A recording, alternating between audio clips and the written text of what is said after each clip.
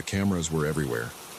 In the kitchen clock, behind the bathroom mirror, even in the houseplants. I thought I was being paranoid at first, but now I knew.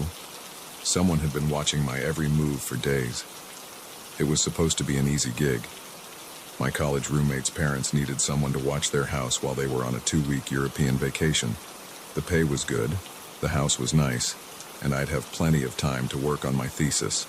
Win-win, right? Wrong. The first few days were uneventful. I settled into a routine, wake up, make coffee, work on my laptop for a few hours, maybe take a swim in the backyard pool if the weather was nice. Pretty cushy, all things considered. It was on the 4th night that I started to feel off, like I was being watched. I'd be sitting on the couch reading and suddenly get the urge to look over my shoulder. Or I'd be in the shower and swear I heard movement on the other side of the curtain. I chalked it up to being alone in a strange house. Nerves, nothing more. But the feeling persisted, growing stronger each day. Then I found the first camera. I was dusting the mantel. Hey, I take my house-sitting duties seriously. When I noticed something odd about one of the family photos. The frame seemed thicker than the others. Curious. I picked it up to examine it more closely. That's when I saw it. A tiny lens, no bigger than a pinhead, hidden in the corner of the frame. My blood ran cold as I realized what I was looking at. Suddenly, all those moments of unease made terrible sense. Heart pounding, I began searching the house more thoroughly. In the next hour, I found 6 more hidden cameras. They were everywhere. The living room, kitchen, my bedroom, even the bathroom. Someone had gone to great lengths to keep every inch of this house under surveillance. But why? And more importantly, who? I considered calling the police, but what would I tell them? That I'd found some cameras in a house I was watching. For all I knew, the homeowners had installed them for security. It seemed unlikely, given how well hidden they were, but I couldn't rule it out. No, I needed more information before I involved the authorities. I needed to know who was behind this. I spent the next day pretending everything was normal, all while formulating a plan. I went about my usual routine, careful not to let on that I'd discovered the cameras. Meanwhile, I took inventory of everything I'd found and looked for patterns. Most of the cameras seemed to be wireless, likely broadcasting to a receiver somewhere nearby. If I could locate that receiver, I might be able to trace it back to whoever was watching. As night fell, I put my plan into action. I turned on every TV and radio in the house, cranked up the volume, and began systematically searching every room. The noise would cover any sounds I made and hopefully mask my true intentions from anyone watching. I started in the basement, methodically checking every nook and cranny. Nothing. The first floor yielded similar results. By the time I reached the second floor, I was starting to lose hope. That's when I noticed the attic access panel in the hallway ceiling. It was slightly ajar, barely noticeable unless you were looking for it. Bingo. Heart racing. I pulled down the folding ladder as quietly as I could. Each creak of the old wood sent a jolt of adrenaline through me. What would I find up there? More importantly, would someone be waiting? I ascended slowly, my senses on high alert. The attic was dark, musty, and filled with the usual assortment of boxes and old furniture. But there, in the far corner, I saw a faint blue glow. Creeping forward, I found what I was looking for. A laptop connected to a series of small monitors. Each screen showed a different room of the house. I watched myself on one of them, standing in the attic, illuminated by the eerie electronic light. I'd found the surveillance hub. Now I just needed to figure out who it belonged to. The laptop was password protected, of course. I'm no hacker, but I knew enough to check the browser history. Most of it had been cleared, but there were a few entries left. My blood ran cold as I read them. Multiple searches for my name, social media profiles, university records. Whoever was behind this wasn't just watching the house. They were watching me specifically. I heard a car door slam outside. Panic seized me. I raced to the attic window and peered out. A dark figure was approaching the house. I had to get out. Now. I scrambled down the attic ladder, not caring about the noise I made. My only thought was escape. I ran to my room, grabbed my phone and wallet, and headed for the stairs. That's when I heard the front door open. I froze, one foot on the top step. Heavy footsteps echoed from the entryway. Slow, deliberate. They knew I was here. My mind raced. The back door was locked. I'd never make it in time. Same for any of the windows. I was trapped on the second floor. The footsteps began ascending the stairs. In a moment of desperation, I ducked into the master bedroom and locked the door. It wouldn't hold them for long, but it might buy me enough time to think. I could hear them in the hallway now, trying doors. It was only a matter of time before they reached me. The window. It was my only chance. I ran to it and threw it open. The cool night air hit my face as I looked down. It was a long drop to the backyard, but there was a sloped section of roof just below. If I could slide down that, I might be able to make it to the pool without breaking any bones. The doorknob rattled. Then came a loud thud as someone slammed against it. No time left. I climbed out onto the windowsill. Another thud. The door frame splintered. I took a deep breath and let myself fall. The roof tiles were rough against my skin as I slid down, desperately trying to control my descent. I hit the gutter hard, flipping over the edge and plummeting the last few feet. I landed in the pool with a splash, the shock of the cold water driving the air from my lungs. For a moment, I simply floated there, stunned. Then survival instinct kicked in. I swam to the edge and hauled myself out, gasping and coughing. I could hear shouting from inside the house. They knew I'd escaped. Soaking wet and shivering, I ran for the back fence. I managed to scramble over it just as the back door burst open. Flashlight beams cut through the darkness behind me. I ran harder than I've ever run in my life. Through backyards, down alleyways, across streets. I had no destination in mind, just an overwhelming need to put as much distance between myself and that house as possible. Eventually, I found myself in a 24-hour diner on the edge of town.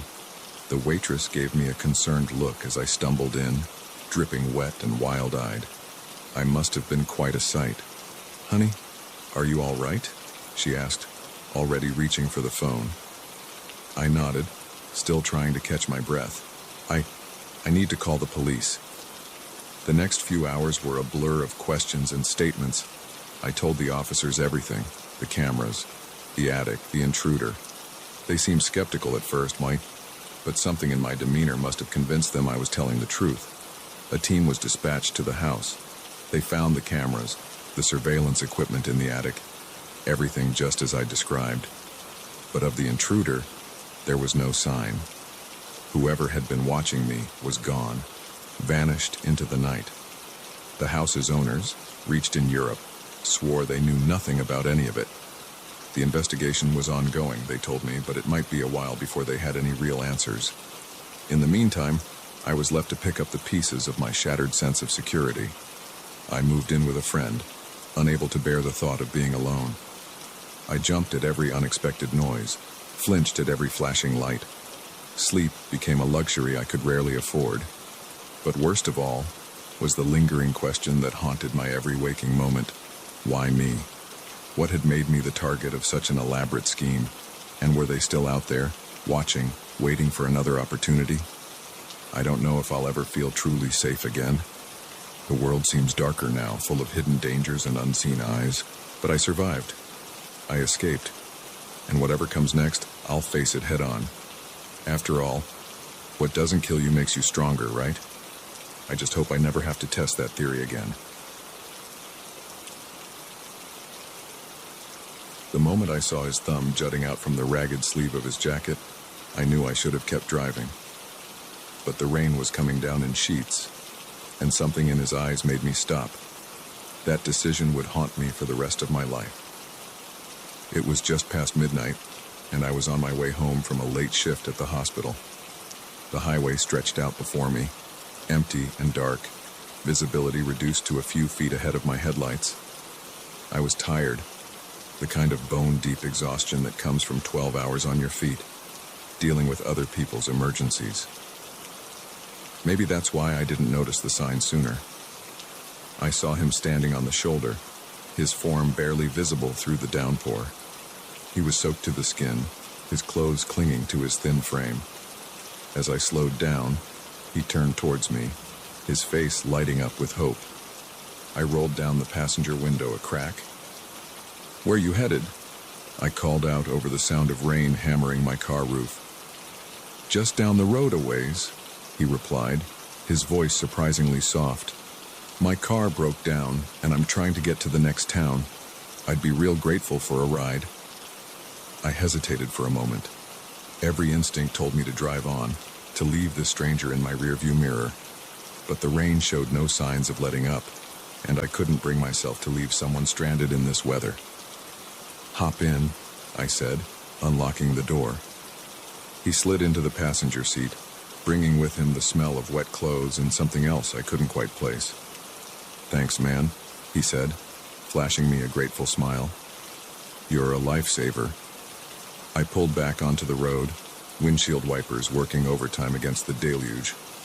"I'm Mark," I offered, trying to dispel the awkward silence that had settled between us. "John," he replied, rubbing his hands together for warmth. "Really appreciate this. Not many people would stop on a night like this." We drove in silence for a few minutes, the rhythmic swish of the wipers the only sound. I snuck glances at John when I could. He was younger than I'd initially thought, probably in his mid-20s. His clothes were worn but clean, and he had an almost boyish look about him. "So, what happened to your car?" I asked, more to fill the silence than out of real curiosity. John shrugged. "Old piece of junk finally gave up the ghost. I was hoping to make it to my sister's place, but..." He trailed off, staring out the window at the rain-slicked darkness. Something about his story didn't quite add up, but I couldn't put my finger on why. I chalked it up to my exhaustion and focused on the road ahead. We had been driving for about 20 minutes when John spoke again. "Mind if we take a little detour? There's a turnoff coming up that'll get us there quicker." I frowned. "I thought you said you were headed to the next town." "Yeah, my sister lives just outside it. This way's faster, trust me." Against my better judgment, I took the exit he indicated. The road narrowed, winding through dense forest. The rain, if anything, seemed to intensify. "You sure this is the right way?" I asked, anxiety beginning to gnaw at the edges of my mind. John nodded, his eyes fixed on the road ahead. Just a little further. We drove on, the trees pressing in on either side. I was about to suggest turning back when John suddenly said, "Pull over here." I slowed the car, peering through the rain-streaked windshield. There was nothing but trees and darkness. "Here, there's nothing." The words died in my throat as I felt something cold and hard press against my ribs.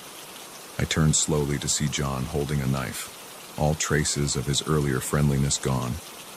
"Turn off the engine and give me the keys," he said, his voice low and dangerous. My heart was pounding so hard I was sure he could hear it over the rain. With shaking hands, I did as he said. "Now get out of the car." Slowly. I opened the door, the sound of the rain intensifying as I stepped out into the downpour. John followed, keeping the knife trained on me. "What do you want?" I managed to ask, my voice barely above a whisper. He smiled, but it was nothing like the warm grin he'd given me earlier. This was the smile of a predator. "Everything you've got, for starters. Wallet, phone, watch. Then we're going to take a little walk." I handed over my belongings, my mind racing. We were miles from anywhere, in the middle of a storm. Even if I could overpower him, where would I go? John gestured with the knife towards the trees. "Start walking." I trudged through the underbrush, branches whipping at my face, mud sucking at my shoes. The rain had soaked through my clothes in seconds, leaving me shivering and miserable. John followed close behind, occasionally prodding me with the knife to keep me moving. After what felt like hours but was probably only 20 minutes, we came to a small clearing. In the center stood a dilapidated cabin, its windows dark and empty. "Inside," John ordered, giving me a rough shove towards the door. The interior of the cabin was musty and damp, with moldy furniture and peeling wallpaper. A battery-powered lantern sat on a rickety table, casting eerie shadows around the room. "Sit," John said, pointing to a chair in the corner. As I sank into it, he pulled a length of rope from a duffel bag I hadn't noticed before. "Hands behind your back." As he tied me to the chair, I finally found my voice again. "Why are you doing this?" John finished the knot and stepped back, regarding me with cold eyes. "Why does anyone do anything? Money, power, survival. Take your pick." He began pacing the small room, twirling the knife between his fingers with disturbing skill. "You see, Mark, it is Mark, right? I've found that people like you, good Samaritans, are the easiest marks. You're so eager to help, so trusting. It makes my job so much simpler." "Your job?" I echoed, a chill running down my spine that had nothing to do with my wet clothes. He grinned, that predatory smile that made my stomach churn. "Oh yes, this isn't my first rodeo, as they say, but don't worry, you're not special, just in the wrong place at the wrong time." My mind was reeling. How many others had there been? How many good intentions had led to situations like this? "What are you going to do with me?" John shrugged, leaning against the wall. "That depends on you, really. See, I've got a bit of a system worked out. First, we'll call your bank. Have you transfer all your funds to an account I control. Then we'll move on to credit cards and loans, anything we can squeeze out of you." He paused, fixing me with a stare that made my blood run cold. "After that, well, that's where you get to make a choice. You can either disappear, start a new life somewhere far away, and never breathe a word of this to anyone, or..." He let the implication hang in the air, and I felt the full weight of my situation crash down on me. This man was going to destroy my life one way or another, and there was nothing I could do about it. As if reading my thoughts, John chuckled. "Don't get any heroic ideas. Even if you manage to get free, which you won't, we're miles from anywhere. You'd never make it out of these woods alive." He turned away, rummaging through the duffel bag. I took the opportunity to test my bonds, but they were tight and expertly tied. There would be no easy escape. "Now then," John said, turning back with my phone in his hand. "Let's get started, shall we? What's your bank's number?" What followed was a nightmare of paperwork and phone calls, all conducted under the constant threat of John's knife. I watched helplessly as my life savings disappeared, as credit cards were maxed out and loans were taken in my name. With each transaction, I felt a piece of my future slipping away. By the time it was over, I was emotionally and physically exhausted. John seemed pleased, humming to himself as he packed away the paperwork and my drained phone. "Well, Mark, I have to say you've been a model hostage," he said, his tone almost conversational. "Makes me almost sorry to do this next part." He approached me, knife in hand, and for a moment I was certain this was the end. But instead of slitting my throat, he cut the ropes binding me to the chair. "Remember what I said about choices?" he asked, stepping back. "Well, here's yours. That door leads out into the woods. If you're lucky, you might find your way back to civilization, or..." He gestured to the knife now lying on the table. "You can try to fight your way out, but I wouldn't recommend it." With that, he picked up the duffel bag and headed for the door. "Oh, and Mark, if I were you, I'd wait at least an hour before leaving, just to be safe." And then he was gone, leaving me alone in the cabin with nothing but the sound of the rain and the crushing weight of what had just happened. I don't know how long I sat there, numb and shivering. When I finally stumbled out into the rain, the sky was beginning to lighten with the first hints of dawn. It took me 6 hours to find my way back to the road. By then, John was long gone, along with my car and every cent to my name. The police were sympathetic but not optimistic. Men like John, they said, were experts at disappearing.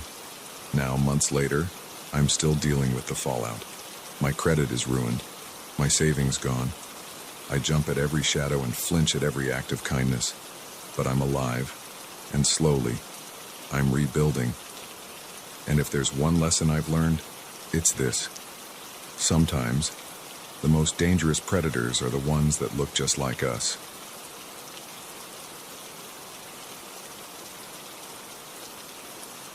The forest was supposed to be my escape, a chance to clear my head and reconnect with nature. Instead, it became a nightmare that would haunt me for years to come. I never imagined that a simple camping trip could turn into a fight for survival against an unseen enemy lurking in the woods. It started innocently enough. I'd been stressed at work, burning the candle at both ends for months on a big project. When it finally wrapped up, I knew I needed to decompress. The idea of a solo camping trip in the Cascade Mountains seemed perfect. Just me, my tent, and miles of pristine wilderness. I'd done plenty of camping before, but always with friends or organized groups. This would be my first time truly going it alone. The thought was both exhilarating and a little nerve-wracking.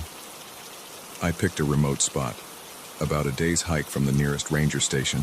It was early autumn, the leaves just beginning to turn, painting the forest in brilliant shades of red and gold.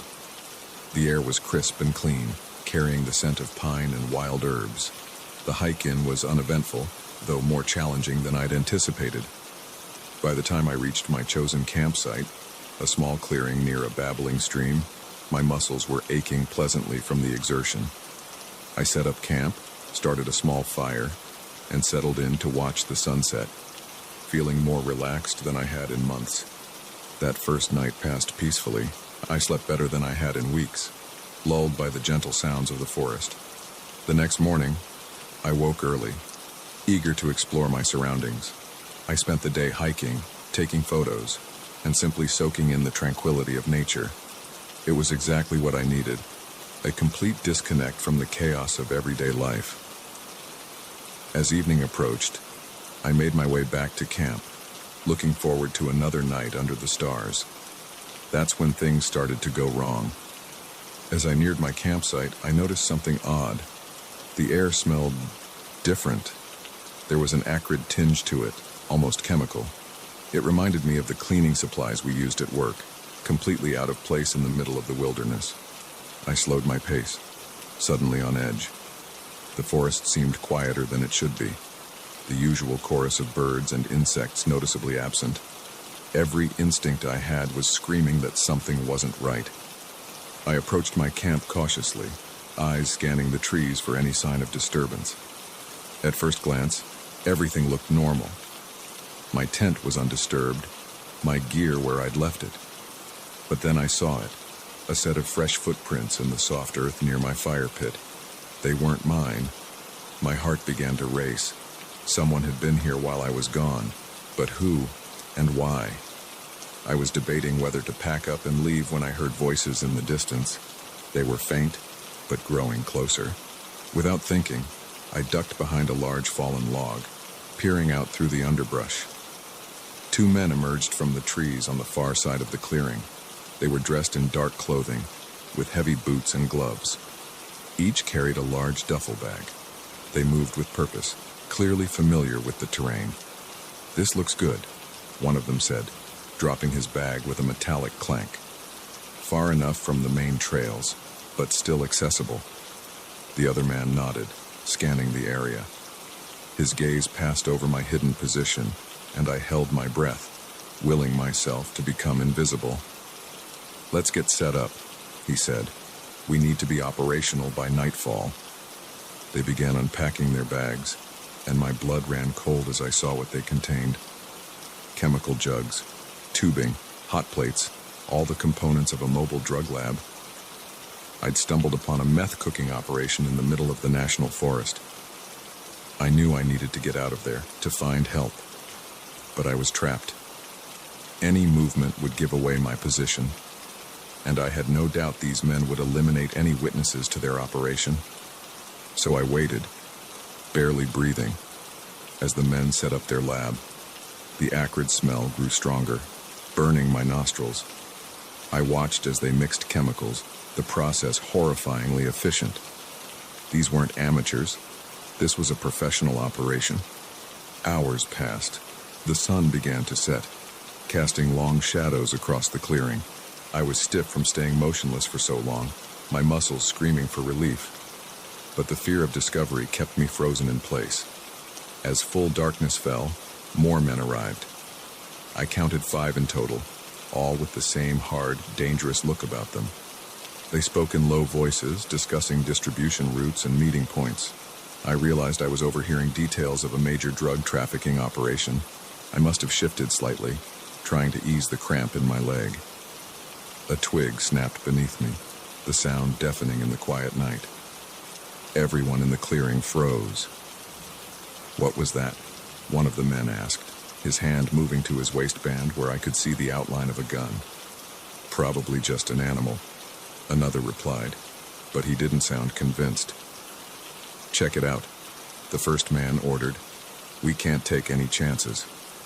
2 of them began moving in my direction, flashlights sweeping the underbrush. I knew I couldn't stay hidden. It was only a matter of time before they found me. I had to run. Taking a deep breath, I exploded from my hiding spot, sprinting for the trees on the far side of the clearing.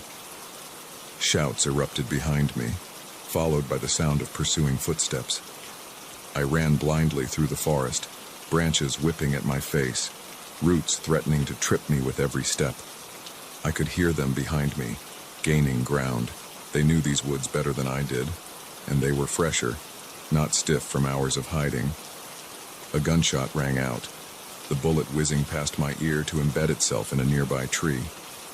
The sound spurred me to greater speed, adrenaline flooding my system.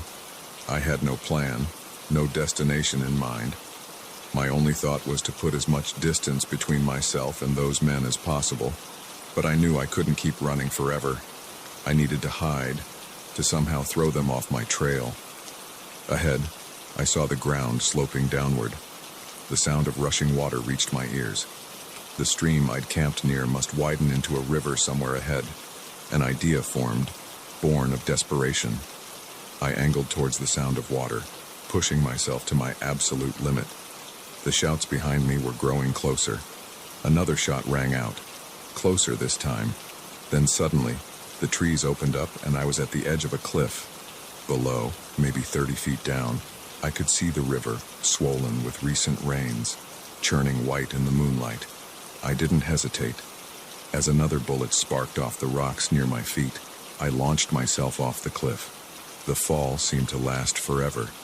Then I hit the water with a shock that drove the air from my lungs. The current immediately swept me downstream, tumbling me over and over. I fought to the surface, gasping for air, then let myself be carried along, using what little strength I had left to keep my head above water. I don't know how long I was in the river. It could have been minutes or hours. Eventually, the current slowed and I managed to drag myself onto a pebbly beach. I lay there for a long time, shivering and coughing up water, too exhausted to move. When I finally found the strength to stand, I realized I had no idea where I was. My clothes were soaked, I had no supplies, and I was hopelessly lost in the wilderness. But I was alive and free from those men. I picked a direction and started walking, knowing that if I followed the river downstream, I'd eventually reach civilization. It took 2 days of hard hiking, foraging for berries and drinking river water, before I stumbled onto a hiking trail. From there, it was another day to the ranger station. The rangers were shocked by my appearance and my story. They immediately called in state police and DEA agents. A massive manhunt was launched, but by the time they reached the site I described, the drug operation was long gone. They found traces, discarded chemical containers, trampled undergrowth, but the men had vanished. In the months that followed, I gave countless statements to various law enforcement agencies. My information helped them piece together details of a large-scale meth distribution network operating in the national forests of the Pacific Northwest. Several arrests were made, but the main players, the men I'd seen that night, were never caught. I still go camping, but never alone. The forest that was once my sanctuary now holds a darker edge. Every snapping twig, Every unexpected shadow sends my heart racing. I know, logically, that the chances of ever running into those men again are infinitesimal. But logic has little power over the memories of that terrifying night. Sometimes, in my dreams, I'm still running through those dark woods, the sound of pursuit close behind. I wake up gasping, sheets tangled around me, the phantom smell of chemicals in my nostrils. They say what doesn't kill you makes you stronger. I'm not sure I believe that anymore, but I do know this. I survived. And every day since then has been a gift I don't take for granted. The forest taught me a harsh lesson about the darkness that can lurk in the most beautiful places. But it also showed me the strength I never knew I had. And for that, at least, I'm grateful. The first call came at 1:17 a.m.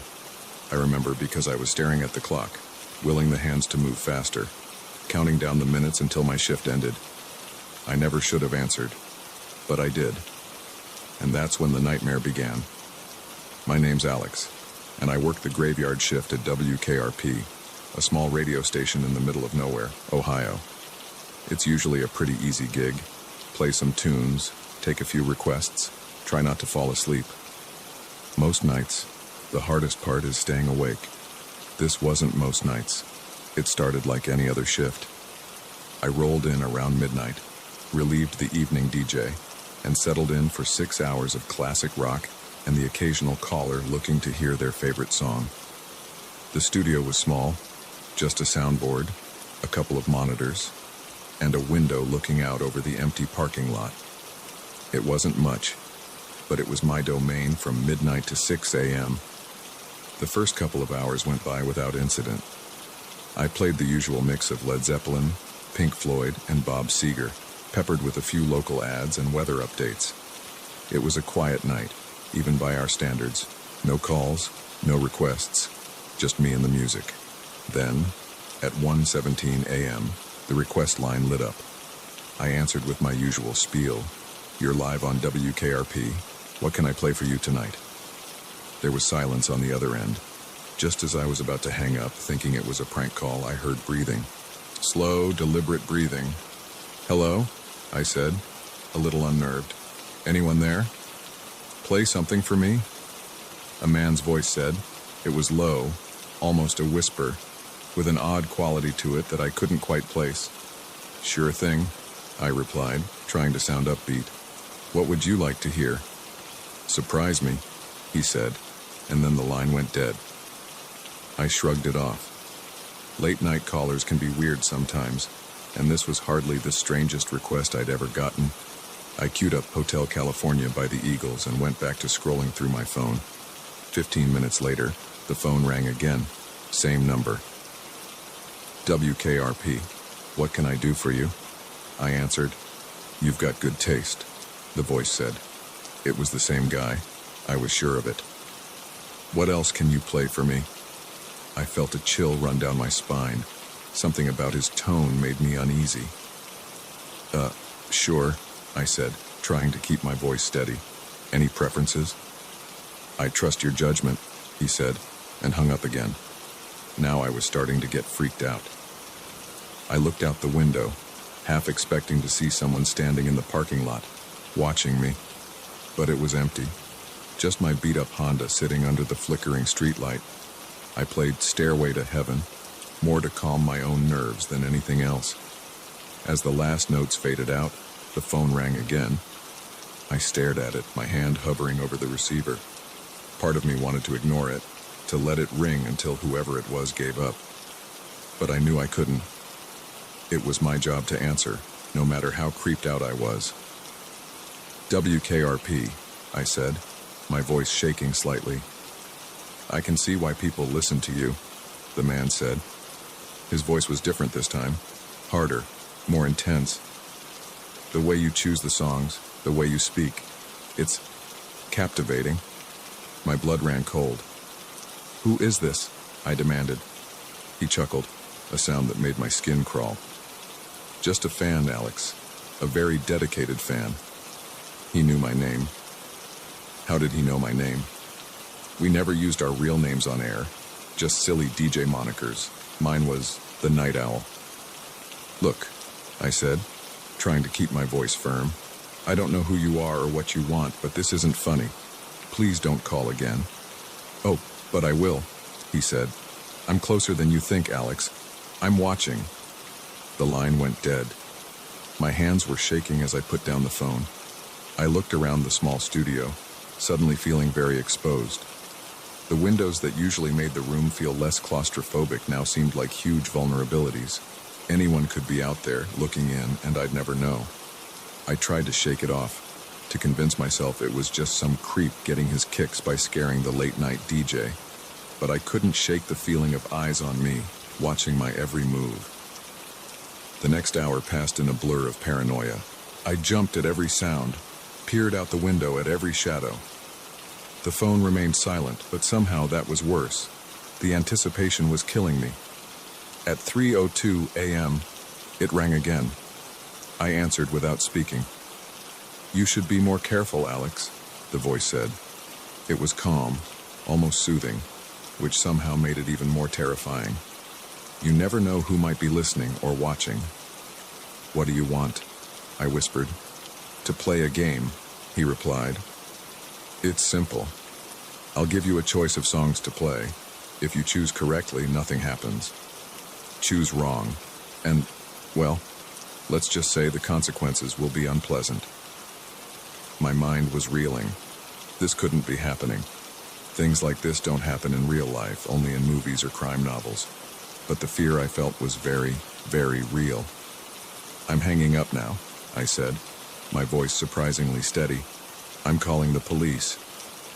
I wouldn't do that if I were you, he said, his tone suddenly icy.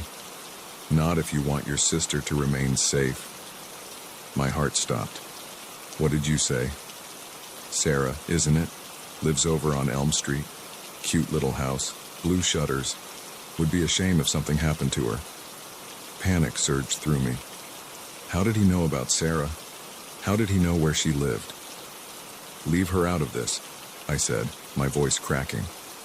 That's up to you, Alex. Play the game and everyone stays safe. Refuse and, well, I think you understand. I closed my eyes, trying to think. This had to be a bluff, right?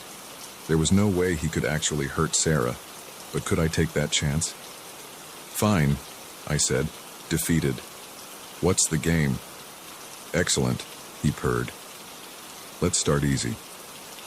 Sympathy for the Devil, or House of the Rising Sun. I thought frantically. Was there a right answer? Was he looking for something specific? Or was this all just part of his sick game? House of the Rising Sun, I said finally. There was a pause that felt like an eternity. Good choice, he said finally. Play it now. With shaking hands, I queued up the song. As it began to play, I realized I was holding my breath. Very good, Alex, the voice said when I picked up the phone again. You're a natural at this game. Shall we try another? And so it went. For the next 2 hours, he'd call, give me a choice of songs, and I'd have to pick. Sometimes he'd give me cryptic clues, other times it seemed completely random. All the while, I was acutely aware that one wrong move could have disastrous consequences. As 5 a.m. approached, I was a nervous wreck. My shirt was soaked with sweat, my hands trembling so badly I could barely operate the soundboard.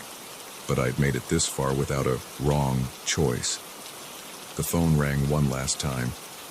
You've done well, Alex, the voice said. I'm impressed. But now it's time for the final round. Get this right and it all ends. Get it wrong and, well, I think you know what happens. I swallowed hard. What's the choice? Don't Fear the Reaper, or Stairway to Heaven. Choose carefully. I froze. Both songs were about death in their own way. Was that the connection? Or was I overthinking it? My mind raced, trying to find some hidden meaning, some clue I might have missed. In the end, I went with my gut. Stairway to Heaven, I said, my voice barely above a whisper. The silence that followed was the longest of my life. I could hear my heart pounding in my ears, feel the cold sweat trickling down my back. Finally, he spoke. "Congratulations, Alex. You've won the game." Relief flooded through me, so intense it was almost painful. "It's over?" I asked, hardly daring to believe it. "For now," he said, and I could hear the smile in his voice. "You've proven to be a worthy opponent. I look forward to our next game." The line went dead for the final time. I sat there, stunned, as the first rays of dawn began to creep through the window. The night was over, but I knew the nightmare was far from ended. Whoever this man was, whatever game he was playing, I had a sinking feeling it was just the beginning. As I signed off and the morning DJ arrived, I couldn't shake the feeling of eyes on me. I practically ran to my car, looking over my shoulder the whole way. I called Sarah as soon as I got home, relieved to hear her sleepy voice answer. She was fine, completely unaware of the night's events. I didn't tell her what had happened. How could I? It all seemed so unreal in the light of day. But as I finally crawled into bed, exhausted and on edge, I knew one thing for certain. I would never again feel truly safe in that radio booth. And somewhere out there, a man with a chilling voice was waiting, planning his next move in a game I never agreed to play. The next night, as I prepared for my shift, my hands shook as I reached for the studio door. The phone loomed ominously, a silent threat. And I wondered, not for the first time, if I should have chosen a different career.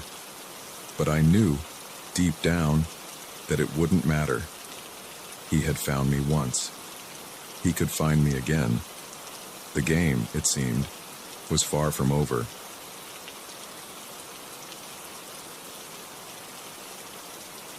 The moment I pushed aside that old painting and saw the tiny red light blinking back at me, I knew my life would never be the same.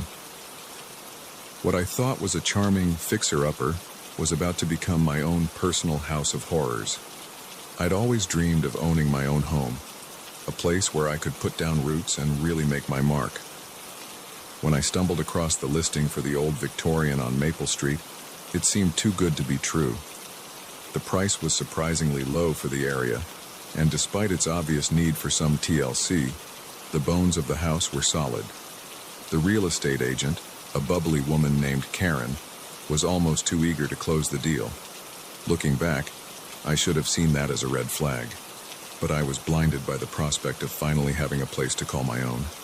The day I moved in was a whirlwind of boxes, furniture, and excited planning for all the renovations I wanted to do.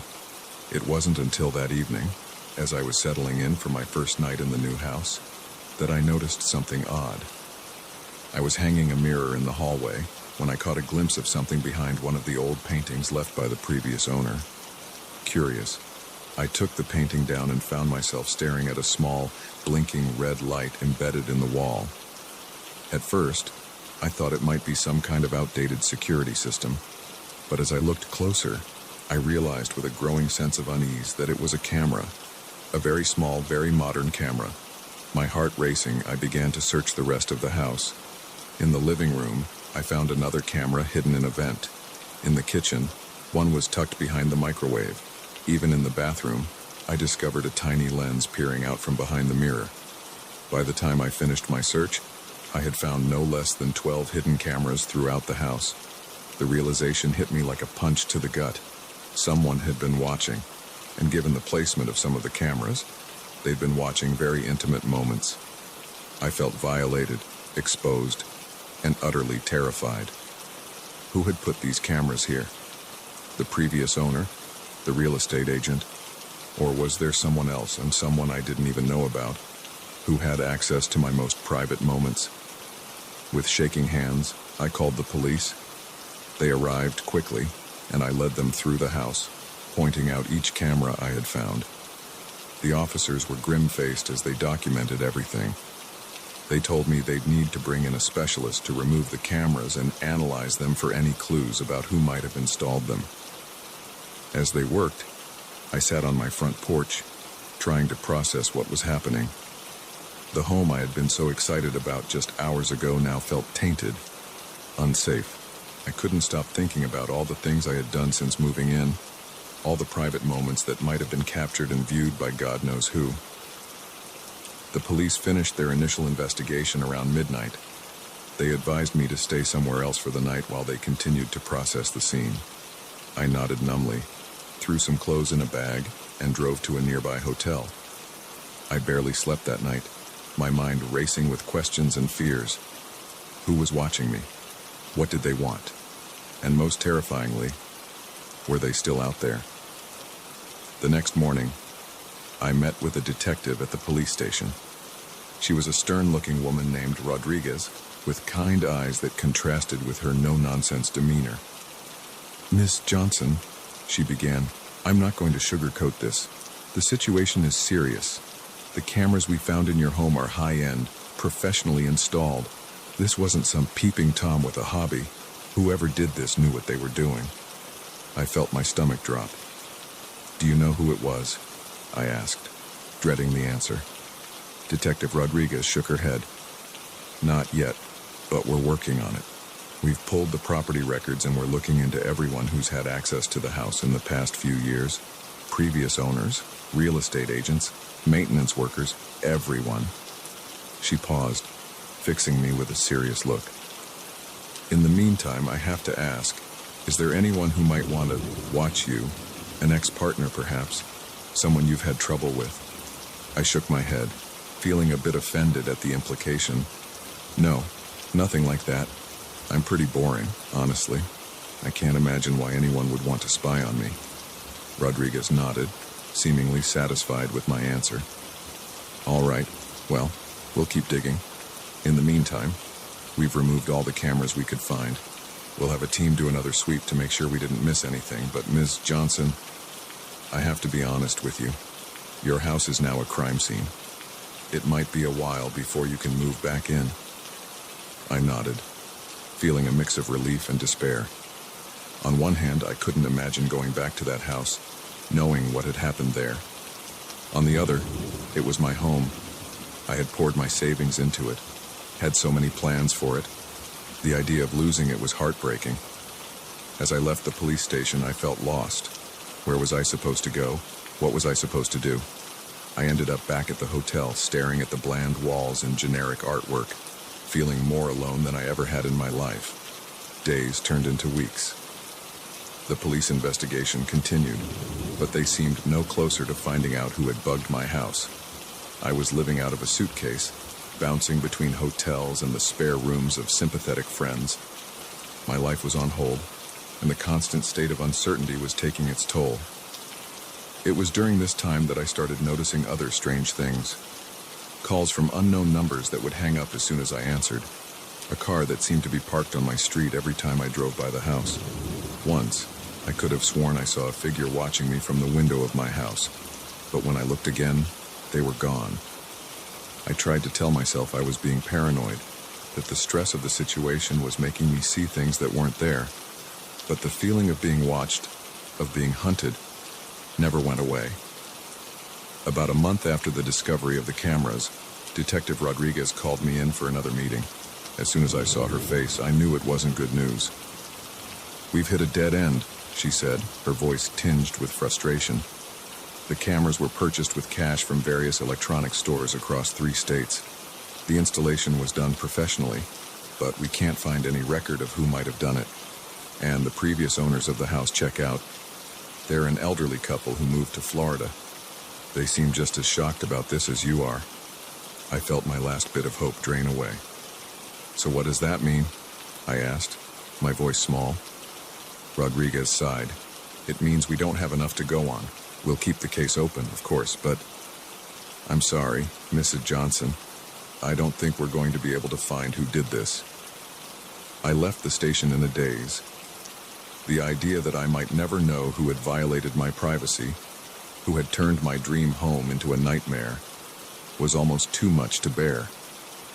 As I drove back to my latest temporary lodging, a thought struck me. If the police couldn't find out who did this, maybe I could. I was, after all, the one who had lived in that house. Maybe there was something I had missed, some clue that only I would recognize. That night, I made a decision. I was going back to the house, not to live there. I didn't think I could ever feel safe there again, but to investigate, to try and find the answers that had eluded the police. The next day, I stood on the front porch of my house, key in hand, heart pounding. It felt strange, like I was breaking into someone else's home rather than entering my own. Taking a deep breath, I unlocked the door and stepped inside. The house was exactly as I had left it, yet somehow completely different. The rooms that had once felt full of potential now seemed sinister, every shadow hiding potential threats. I moved through the house slowly, methodically, looking for anything out of place, anything that might give me a clue.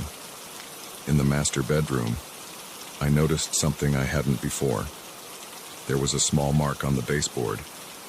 Easy to miss if you weren't looking for it.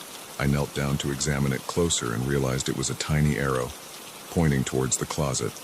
With trembling hands, I opened the closet door. At first, I didn't see anything unusual, but then, in the very back corner, I spotted a seam in the wall that didn't quite match up. I pressed on it, and to my shock, a small panel popped open. Inside was a USB drive. I stared at it for a long moment, my mind reeling. Should I take it to the police? Should I look at it myself? In the end, curiosity won out. I took the drive and hurried out of the house, unable to shake the feeling that I was being watched. Back at my hotel room, I plugged the drive into my laptop. What I found made my blood run cold. It was filled with video files, hundreds of them, dating back years. And they weren't just of me. There were videos of the previous owners, of people I didn't recognize, all going about their private lives, completely unaware they were being recorded. But it was the most recent folder that truly terrified me. It was labeled with my name, and it contained videos not just from inside the house, but from other locations. Me at work, me shopping, me having coffee with friends. The cameras in the house were just the beginning. Whoever was behind this had been following me, recording my every move, and judging by the timestamps on the most recent files, they were still doing it. I slammed the laptop shut, my heart pounding. I had thought finding answers would help, but now I felt more scared than ever. The violation wasn't confined to the house. It had spread to every aspect of my life. As I sat there, trying to decide what to do next, my phone buzzed with a text from an unknown number. With shaking hands, I opened it. The message was simple, but it made my blood run cold. Enjoying the house, Sarah? Don't worry, I'm still watching. Always watching. I realized then that this nightmare was far from over. In fact, it was just beginning.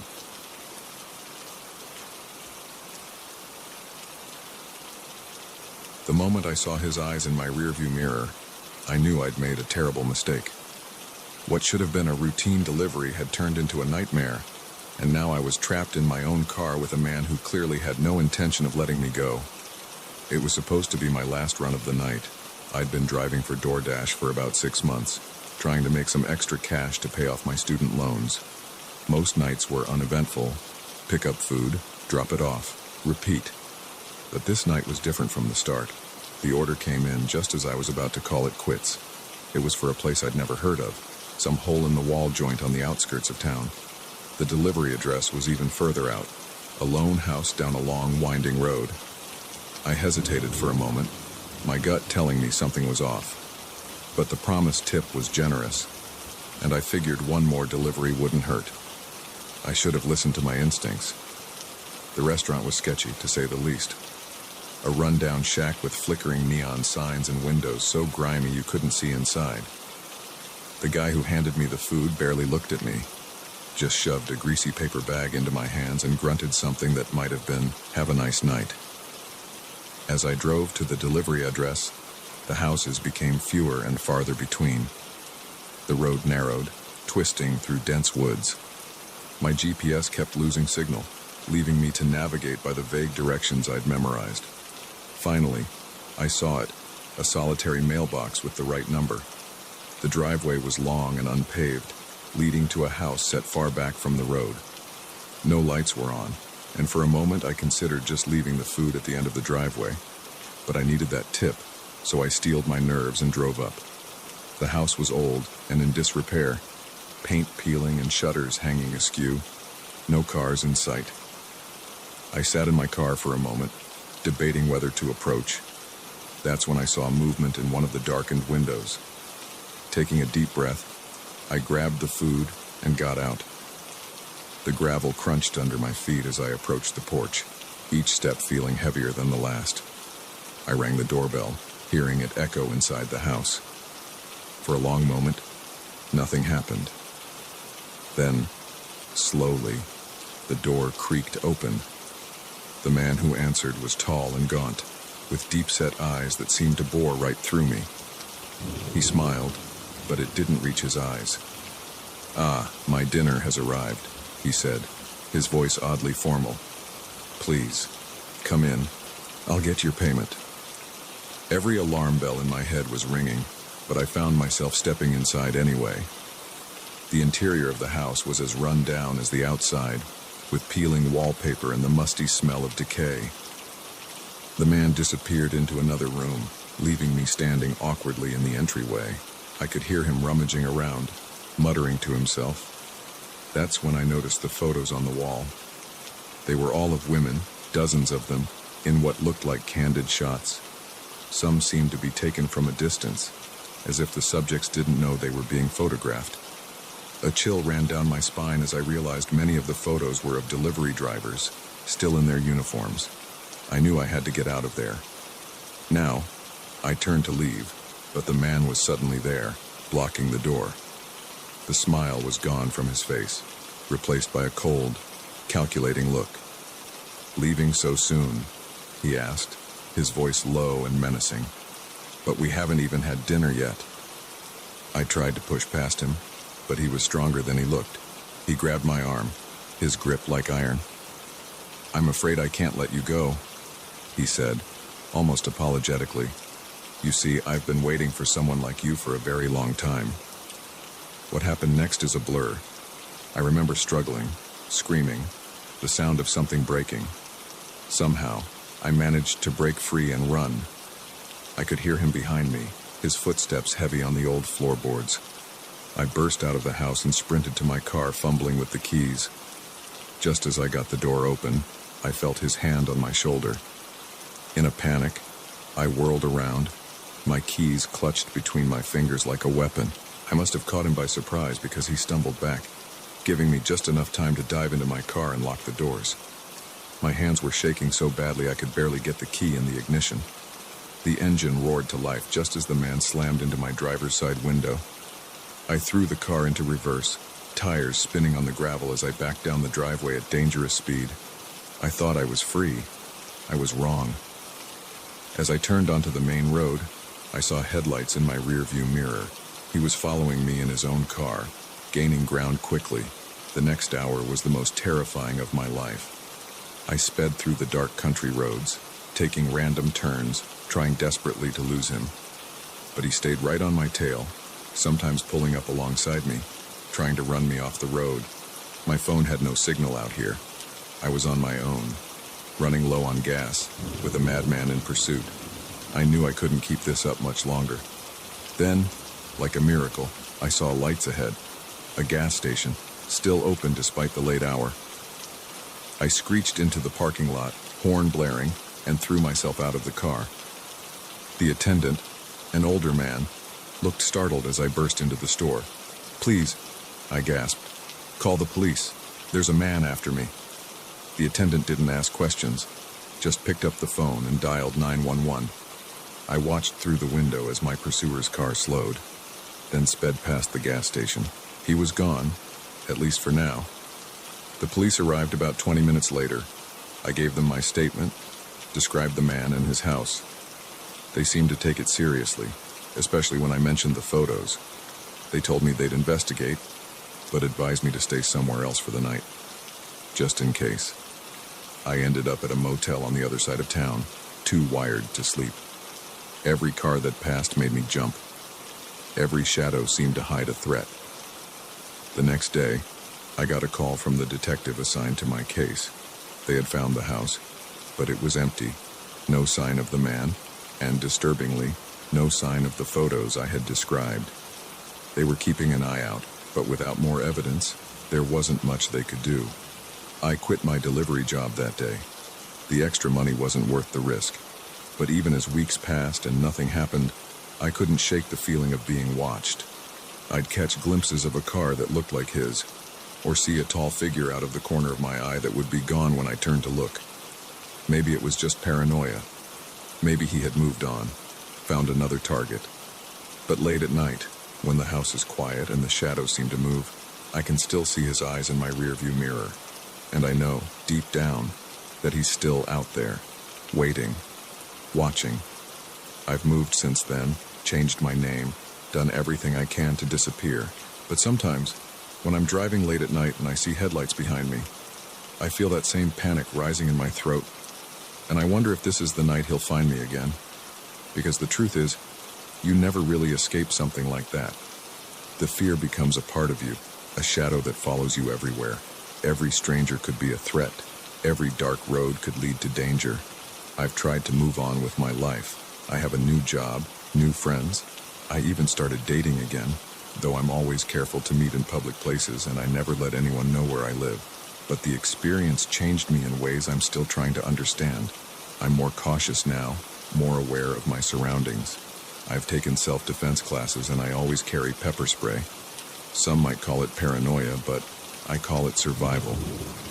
The worst part is the not knowing.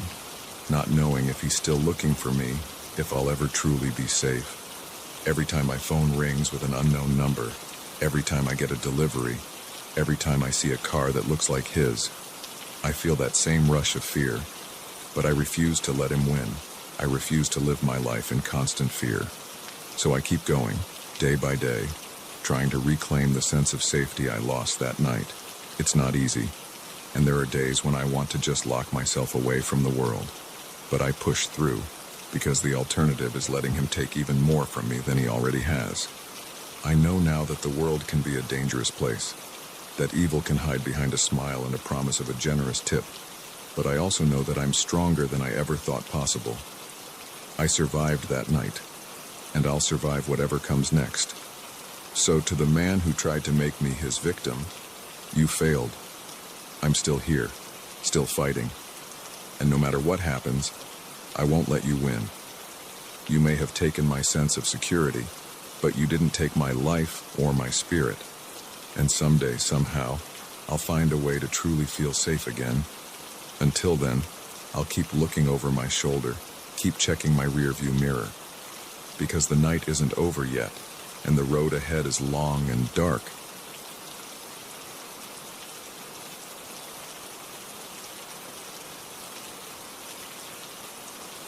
I never thought a name tag could be so terrifying, but when I saw Jake Morrison pinned to his chest, my blood ran cold.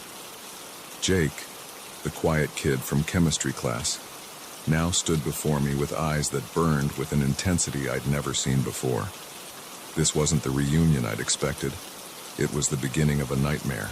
10 years. That's how long it had been since I'd walked the halls of Westfield High. A decade of building a career, making new friends, and trying to forget the awkwardness of my teenage years. When the invitation for our 10-year reunion arrived, I was hesitant. But curiosity got the better of me. I wanted to see how everyone had changed, to measure my own progress against theirs. It was vanity, plain and simple. If I'd known what was waiting for me, I would have burned that invitation and never looked back. The reunion was held in the school gym, transformed for the night with streamers, balloons, and a sad-looking disco ball. The smell of punch and nostalgia hung heavy in the air. I arrived fashionably late, hoping to make a grand entrance. Instead, I slipped in almost unnoticed, the chatter of 100 conversations washing over me. I recognized faces here and there. The captain of the football team, now sporting an impressive beer gut, the head cheerleader, her smile a little too wide, a little too desperate. Everyone was trying so hard to impress, to show how well they'd done since high school. It was exhausting. I was about to head to the bar for a much-needed drink when I felt a tap on my shoulder. I turned, and there he was, Jake Morrison. Jake had been easy to overlook in high school. Quiet, average-looking, always sitting in the back of the class. We'd worked on a few projects together in chemistry, but I couldn't remember ever having a real conversation with him. Now, he stood before me, a wide smile on his face that didn't quite reach his eyes. "Sarah, I was hoping you'd be here," he said, his voice carrying an enthusiasm that felt oddly forced. "Jake, hi," I replied, searching for something to say. "It's been a while. How have you been?" His smile widened. "Oh, I've been great, really great. I've thought about you a lot, you know." There was something in the way he said it that made my skin crawl, but I brushed it off. After all, this was Jake. Harmless, forgettable Jake. "That's nice," I said, already looking for an escape route. "Listen, I was just about to grab a drink. It was good seeing you." I turned to leave, but his hand shot out, gripping my arm with surprising strength. "Let me get that for you," he insisted. "What's your poison?" Before I could protest, he was steering me towards the bar. I could feel the eyes of our former classmates on us, curiosity and confusion evident on their faces. Jake Morrison and Sarah Thompson. Now there was an unlikely pair. As we waited for our drinks, Jake kept up a steady stream of chatter. He knew everything about my life since high school, my job, where I lived, even the name of my cat. It was unnerving. I hadn't posted much of that information online, and I certainly hadn't kept in touch with Jake. "How do you know all this?" I asked, unable to keep the edge out of my voice. He just smiled, that unsettling smile. "I like to keep track of old friends," he said, "especially special ones like you." The bartender handed us our drinks, and I took a large gulp of mine, needing the liquid courage.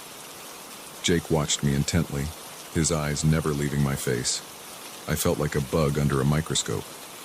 As the night wore on, I tried to mingle with other classmates, but Jake was always there, hovering at the edge of every conversation. When I went to the restroom, he was waiting outside when I emerged. When I stepped out for some air, he appeared at my elbow moments later. "Remember that chemistry project we did together?" he asked as we stood in the cool night air. "The one on chemical reactions?" I nodded, not trusting myself to speak. Of course I remembered. It was the only time we'd really interacted in high school. "I learned so much from that project," Jake continued, his voice taking on a dreamy quality. "About chemicals, yes, but also about you. The way you bit your lip when you were concentrating, the smell of your shampoo, the sound of your laugh." Alarm bells were ringing in my head now. This wasn't normal reminiscing. This was obsession. "Jake," I said carefully, "that was a long time ago. We were kids." His face darkened. "It doesn't feel like a long time to me," he said, his voice low and dangerous. "It feels like yesterday. Every day feels like yesterday when I think about you, Sarah." I took a step back, but he matched it, moving closer. "I've waited so long for this night," he whispered, "for the chance to see you again, to tell you how I feel." "I think I should go," I said, my voice shaking. I turned to head back inside, but his hand clamped down on my wrist, pulling me back. "You can't go," he hissed. "Not yet. Not when we have so much to talk about." I yanked my arm free and ran back into the gym, my heart pounding. I scanned the room frantically, looking for a familiar face, someone I could turn to for help. But everyone was caught up in their own conversations, their own reunions. No one noticed my panic. I felt a presence behind me and turned to see Jake, his face a mask of barely contained rage. "Why are you running from me?" he demanded. "After everything I've done for you." "Everything you've done?" I repeated, bewildered. "Jake, we barely knew each other in high school. We haven't spoken in 10 years. He laughed, a harsh, bitter sound that made several nearby people turn and stare. "Oh, Sarah," he said, shaking his head. "We've spoken every day. You just didn't know it was me." A chill ran down my spine as the pieces started to fall into place. The anonymous messages I'd been receiving for years. The feeling of being watched when I was alone. The strange gifts that would appear on my doorstep with no sender listed. "It was you," I whispered. "All this time, it was you." Jake's face lit up. "You finally understand," he said, reaching for me. "We're meant to be together, Sarah. I've known it since that day in chemistry class. And now, finally, we can be." I backed away, bumping into other people, not caring about the scene I was causing. "Stay away from me," I said, my voice rising. "You're crazy." His face contorted with anger. "Crazy," he spat. "I'm not crazy. I love you. I've loved you for 10 years while you ignored me, while you dated other men, while you lived your life without me. But that ends tonight." He lunged for me, but I was faster. I turned and ran, pushing through the crowd, ignoring the shouts and confused looks. I burst out of the gym and into the parking lot, fumbling for my car keys. I could hear Jake behind me, calling my name, his footsteps getting closer. I reached my car and practically dove inside, locking the doors just as Jake slammed into the driver's side window. "Sarah," he yelled, pounding on the glass. "Don't do this. We're supposed to be together." I started the engine and peeled out of the parking lot, tires screeching. In my rearview mirror, I could see Jake standing there, watching me go. Even from a distance, I could feel the intensity of his gaze. I drove for hours, too afraid to go home. I called the police from a gas station payphone, my hands shaking as I recounted everything that had happened. They took my statement and promised to look into it, but I could hear the skepticism in the officer's voice. To them, it probably sounded like a reunion prank gone wrong. But I knew better. I knew that Jake's obsession was real and dangerous. I checked into a motel under a fake name, jumping at every sound, convinced that he would find me. Days turned into weeks. I changed my phone number, deleted my social media accounts, even considered moving to a new city. But the fear remained. Every time I saw a face that looked like Jake's, every time I got a call from an unknown number, the panic would rise in my throat. The police eventually found evidence of Jake's stalking, hidden cameras in my apartment, a notebook filled with details of my daily routine. He was arrested but made bail. The trial is still pending. Now, I live my life looking over my shoulder. I've learned to be constantly aware of my surroundings, to trust my instincts when something feels off. The carefree girl who walked into that reunion is gone, replaced by someone warier, more cautious. But I refuse to let Jake win. I refuse to let his obsession define my life. I'm seeing a therapist, learning to process the trauma and fear. I'm slowly rebuilding my life, on my own terms. Sometimes, late at night, I think about that chemistry project we did together. How could I have known that a simple high school assignment would lead to this? That the quiet boy in the back of the class would become the monster that haunts my dreams? I don't have answers, but I have determination.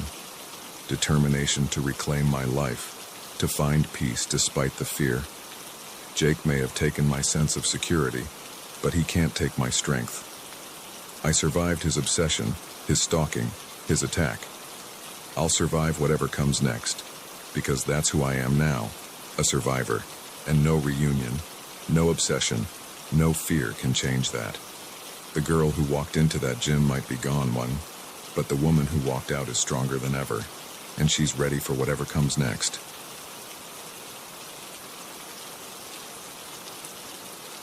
The moment I saw the glint of chrome in my rearview mirror, I knew this wasn't going to be an ordinary drive home. Little did I know, those motorcycles would turn my quiet country road into a highway to hell. It was just past midnight, and I was driving back from a late shift at the diner where I worked. The road stretched out before me, a ribbon of black cutting through the Texas countryside. The radio was playing some old country song, and I was singing along. my voice competing with the hum of my beaten-up Chevy. I first noticed them about 10 miles outside of town, just a couple of pinpricks of light in my mirror, growing steadily larger. I didn't think much of it at first. This road wasn't exactly busy, but it wasn't unusual to see other drivers, even at this hour. As they got closer, I could make out the outlines of motorcycles. A group of them, maybe 5 or 6. They were moving fast, much faster than the speed limit allowed. I eased over to the right, giving them plenty of room to pass, but they didn't pass. Instead, they formed a V behind my car, like a flock of metal geese. I could hear the roar of their engines now, drowning out my radio. My hands tightened on the steering wheel as I watched them in my mirror.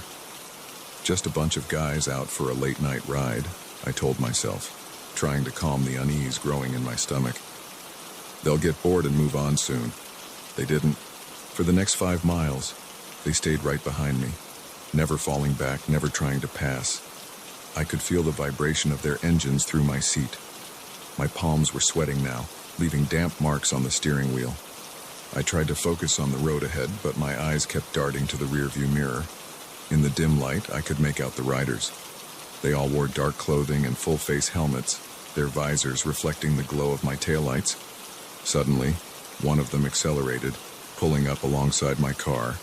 I flinched, jerking the wheel slightly before correcting. The rider turned his head towards me, the blank face of his helmet staring into my window. I couldn't see his eyes, but I could feel them boring into me. He stayed there for a long moment, matching my speed exactly. Then, without warning, he swerved towards me. I let out a yelp, yanking the wheel to the right. My tires hit the gravel shoulder, sending a spray of rocks into the air. Heart pounding, I managed to pull back onto the road. The biker had fallen back into formation behind me, as if nothing had happened. But now I knew. This wasn't some harmless joyride. These men meant trouble. I pressed down on the accelerator, my old Chevy protesting as I pushed it faster than it was used to going. The speedometer crept up, 70, 80, 90 miles per hour. But no matter how fast I went, the bikers kept pace effortlessly. My mind raced faster than my car. Who were these men? What did they want? I was just a waitress in a small-town diner. I didn't have any enemies, at least none that I knew of. This had to be random, but that thought didn't comfort me. Random meant unpredictable, and unpredictable was dangerous. I fumbled for my cell phone, keeping one eye on the road and one on the mirrors. No signal. Of course not. This stretch of highway was notorious for its dead zones. I was on my own. The bikers were getting more aggressive now. They would pull up alongside me, sometimes on both sides, revving their engines and swerving close to my car. Each time, I flinched, certain that this would be the moment they ran me off the road. I was looking for any escape route, any turnoff or side road I could use to lose them. But out here, the options were limited. Miles of farmland stretched out on either side of the highway, broken only by the occasional dirt road leading to some distant homestead. As we crested a hill, I saw a glimmer of hope, the lights of a gas station in the distance. It wasn't much, but it was civilization. Maybe there would be people there, or at least a working phone. I pressed the accelerator to the floor, my car shuddering with the effort. The gas station grew larger in my windshield, a beacon of safety in the darkness. I was going to make it. Then I felt the impact. One of the bikers had pulled up behind me and rammed into my bumper. The jolt sent my car fishtailing, tires squealing as I fought for control. I managed to straighten out, but now they were all around me, a wall of metal and leather hemming me in. They started to close in, tightening their circle. I could hear the scrape of metal as their bikes brushed against my car. My knuckles were white on the steering wheel, tears of fear and frustration blurring my vision. In that moment, staring at the impassive faces of those helmets, I made a decision. If I was going down, I wasn't going to make it easy for them. I slammed on the brakes. The sudden deceleration caught them by surprise. Two of the bikes clipped my rear bumper. sending their riders tumbling onto the asphalt. The others swerved wildly, trying to avoid a collision. Taking advantage of their confusion, I yanked the wheel hard to the right, sending my car careening off the road. I bounced over the uneven ground, my teeth rattling in my head, but I didn't slow down. I could see the gas station's driveway just ahead. I hit the driveway at full speed, the impact almost lifting my car off its wheels. I screeched into the parking lot, brakes screaming as I came to a stop inches from the storefront. Without waiting to see if the bikers had followed, I leaped out of the car and ran for the door. I burst into the store, startling the sleepy-looking clerk behind the counter. "Call the police," I gasped, my voice shrill with panic. "There are men after me."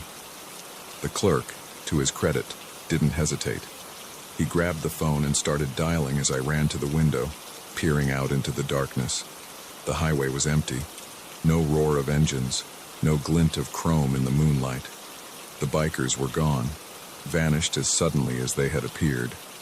I sagged against the window, the adrenaline draining out of me, leaving me shaky and nauseous. The clerk was talking to the police, his voice a distant murmur in my ears. When the police arrived, I gave them my statement, describing the terrifying chase in halting, breathless sentences. They looked skeptical, especially when they saw no sign of the bikers. But the damage to my car, the dented bumper, the scrapes along the sides, backed up my story. They promised to investigate, to look for any similar reports in the area, but I could tell they didn't expect to find anything. These kinds of things, they said, were hard to track down. The bikers could have come from anywhere, could be long gone by now. I nodded numbly, not really hearing them. All I could think about was those blank helmet visors, reflecting my own terrified face back at me. The police offered to escort me home, but I couldn't face getting back on that highway. Instead, I asked to use the gas station's phone. I called my sister, who lived in the next town over. She came to pick me up, her face pale with worry when she saw the state I was in. As we drove away, leaving my battered Chevy in the gas station parking lot, I couldn't stop looking in the mirrors, half expecting to see those headlights appear again. In the days that followed, I jumped at every motorcycle engine I heard. I changed my route to work, sticking to busy streets even though it took longer. I bought a can of pepper spray and kept it in my pocket at all times. The police never found anything. No other reports of motorcycle gangs terrorizing drivers. No accidents involving motorcycles on that stretch of highway. It was as if those men had never existed. Sometimes, late at night, I wonder if I imagined the whole thing. If the stress and fatigue of that late-night drive had conjured up those phantom riders. But then I look at my car, at the dents and scrapes that no insurance company will cover, and I know it was real. I still drive that highway sometimes. I have to, for work. But now I only do it in broad daylight, with other cars around. And even then, I can't help but tense up every time I see a motorcycle in my rearview mirror. Because now I know the truth that most people never have to face. Sometimes, the monsters aren't hiding under your bed or in your closet. Sometimes, they're out there on the open road, their faces hidden behind reflective visors, waiting for the perfect moment to strike. And when they do, all you can do is drive like hell and pray you make it out alive. The moment I stumbled upon that clearing, I knew I'd made a terrible mistake. The acrid smell of chemicals, the hastily erected tents, the hard-eyed men staring at me. This wasn't just a campsite. It was something far more sinister, and I was in way over my head. I'd always loved the solitude of the forest. As a botanist, it was both my workplace and my sanctuary. The Pacific Northwest, with its dense, misty woods and diverse plant life, was a paradise for someone like me. I'd spent countless hours wandering these forests, cataloging rare species and basking in the quiet beauty of nature. This expedition was supposed to be like any other. I'd packed my gear, said goodbye to my cat, and headed out into the wilderness for a week-long research trip. My goal was to study a rare species of orchid that was rumored to grow in this particular area. It was exciting work, the kind that could make a career. The first few days were uneventful. I hiked deeper into the forest, setting up camp each night in small clearings or beside babbling streams. I'd found a few promising specimens, carefully documenting each one in my field journal. The weather was perfect, cool and crisp, with just enough sunlight filtering through the canopy to keep the chill at bay. On the fourth day, I decided to venture off the main trail.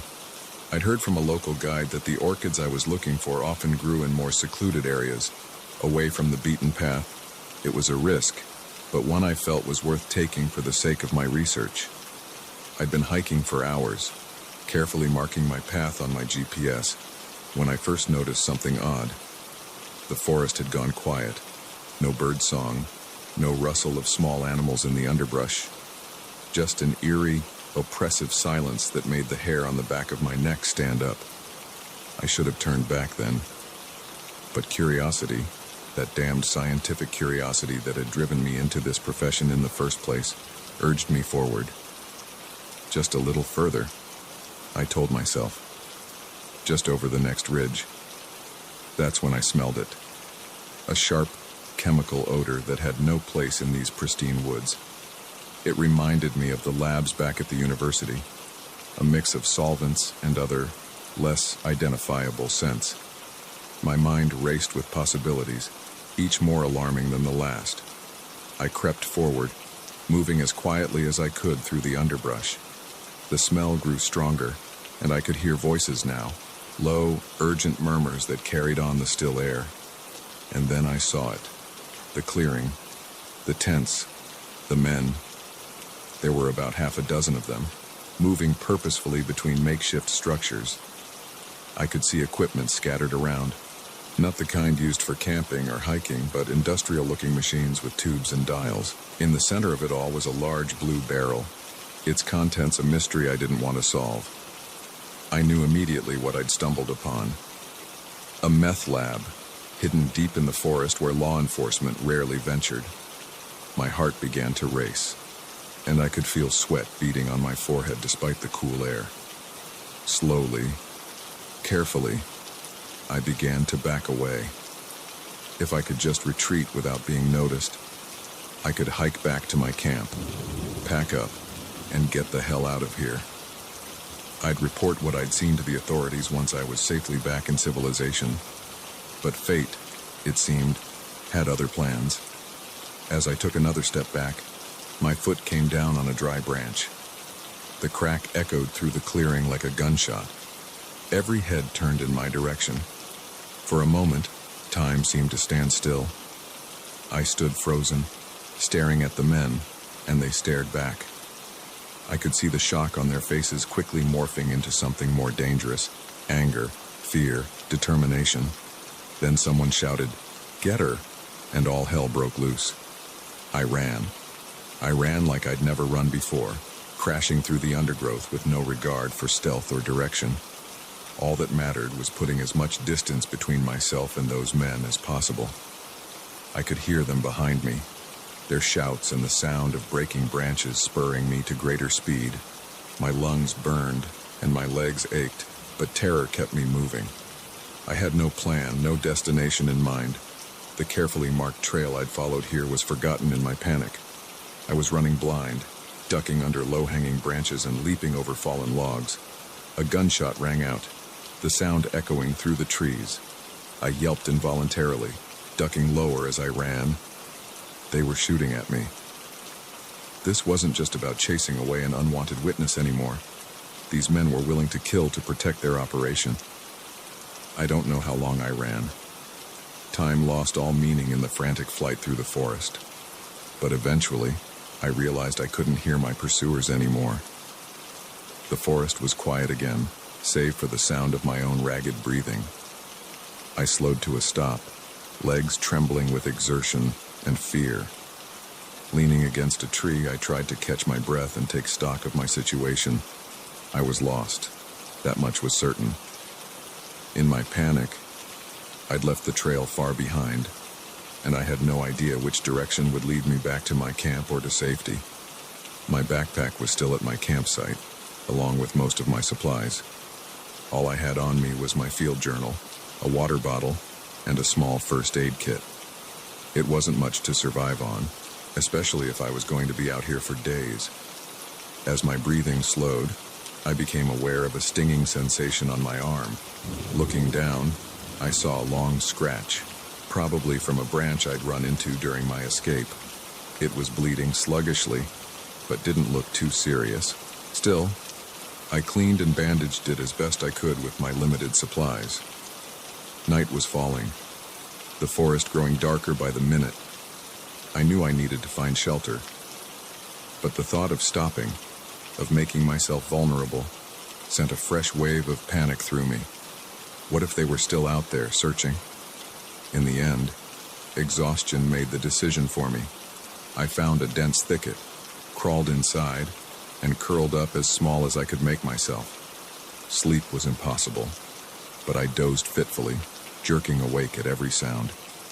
The next few days were a blur of hunger, fear, and desperate attempts to find my way back to civilization. I walked during the day, trying to follow the sun and hoping it would lead me east, towards the ranger station I knew was somewhere in that direction. At night, I hid, too terrified to light a fire even as the temperature dropped. I rationed my water carefully, but it ran out on the second day. After that, I drank from streams when I could find them, praying I wouldn't get sick. Hunger was a constant companion, a gnawing ache in my belly that I tried to ignore. On the third day, I thought I heard the distant sound of a helicopter. I ran towards the noise, waving my arms and shouting, but the sound faded before I could reach a clearing. I collapsed to the ground, sobbing with frustration and fear. It was on the fourth day that I finally saw something that gave me hope. A trail marker, weathered and half hidden by foliage, but unmistakably man-made. I nearly wept with relief. Following the markers, I eventually found my way to a wider trail, and from there to a fire road. I was limping by then, my feet blistered and sore, my body weak from lack of food and sleep, but the sight of that road gave me a surge of energy. I followed it, moving as quickly as I could manage. As the sun was setting, I heard the most beautiful sound in the world, a car engine. Moments later, a Forest Service truck came around the bend. I stumbled into the middle of the road, waving my arms frantically. The ranger who picked me up was shocked by my appearance and my story. He radioed for backup immediately, and soon I was being whisked away to safety, wrapped in a blanket in the back of his truck. The aftermath was a whirlwind of police interviews, medical checkups, and debriefings with my university. The meth lab was found and dismantled, though the men operating it had long since fled. My research was put on hold indefinitely as I recovered from my ordeal. It's been months now, and I still haven't gone back into the deep forest. The thought of those quiet woods, once so comforting, now fills me with dread. I have nightmares about running through endless trees, nameless threats always just behind me. But I'm healing, slowly but surely. I've started doing research in more accessible areas, always with a partner now. And someday, I hope to find the courage to venture back into the deep wilderness. Because despite everything, I still love the forest. It's a part of me, for better or worse. I know now that nature isn't always benign, that dangers can lurk in the most beautiful places. But I also know that I'm stronger than I ever thought possible. I survived those terrifying days alone in the woods, outwitted those who meant me harm, and that's a kind of strength that no one can take away from me.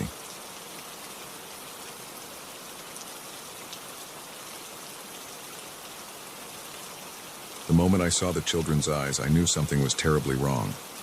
What should have been a routine babysitting job had suddenly become a night of unimaginable horror, and I was trapped in the middle of it. It was supposed to be an easy gig.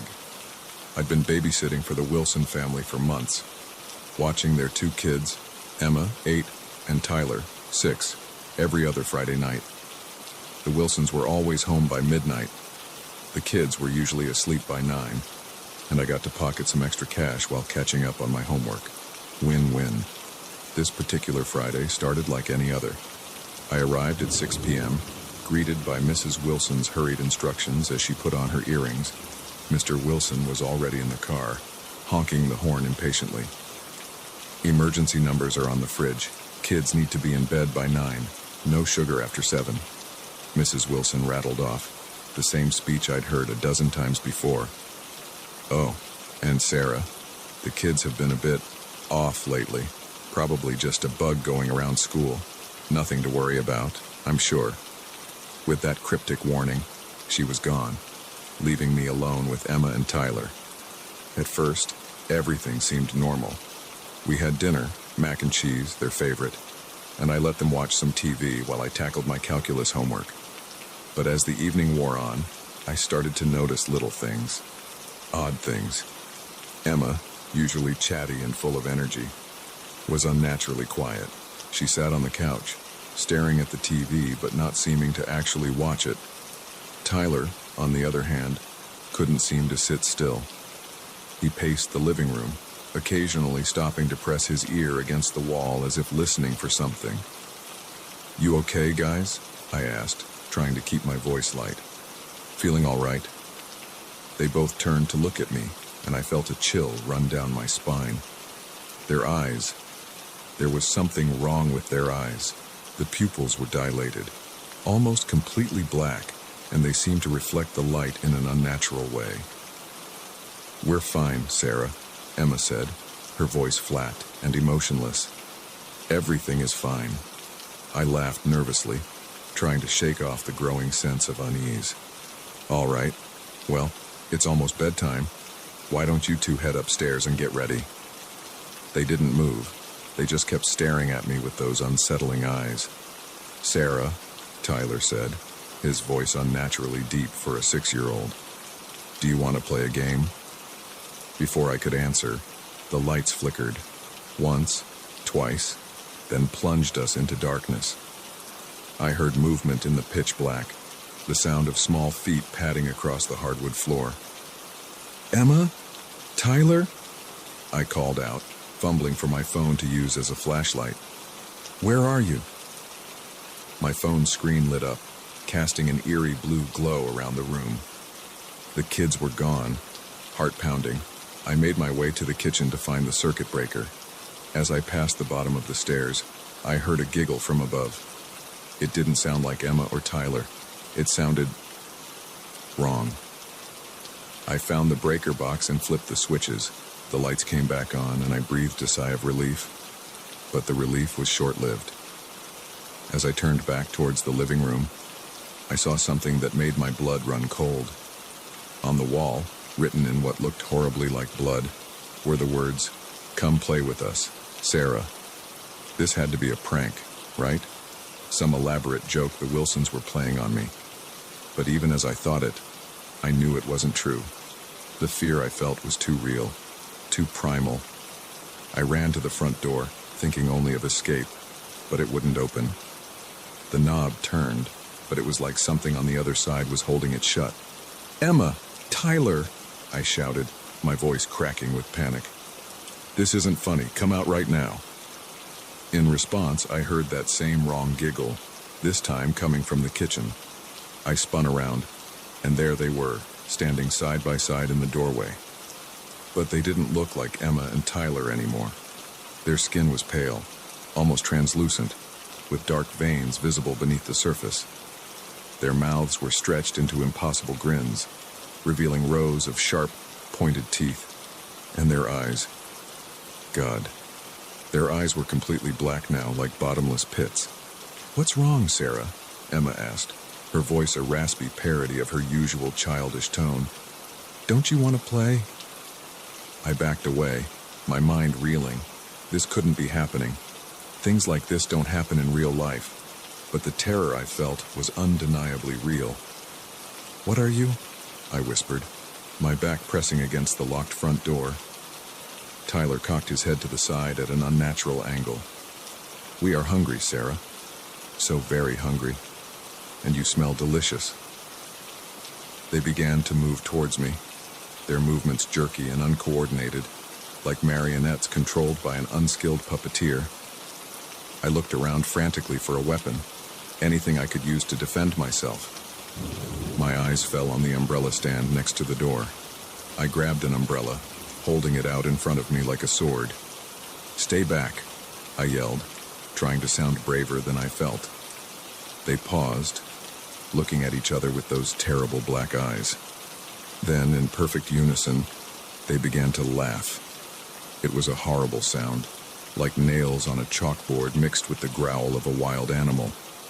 I took advantage of their momentary distraction to make a run for the stairs. If I could get to the second floor, maybe I could find a window to escape from.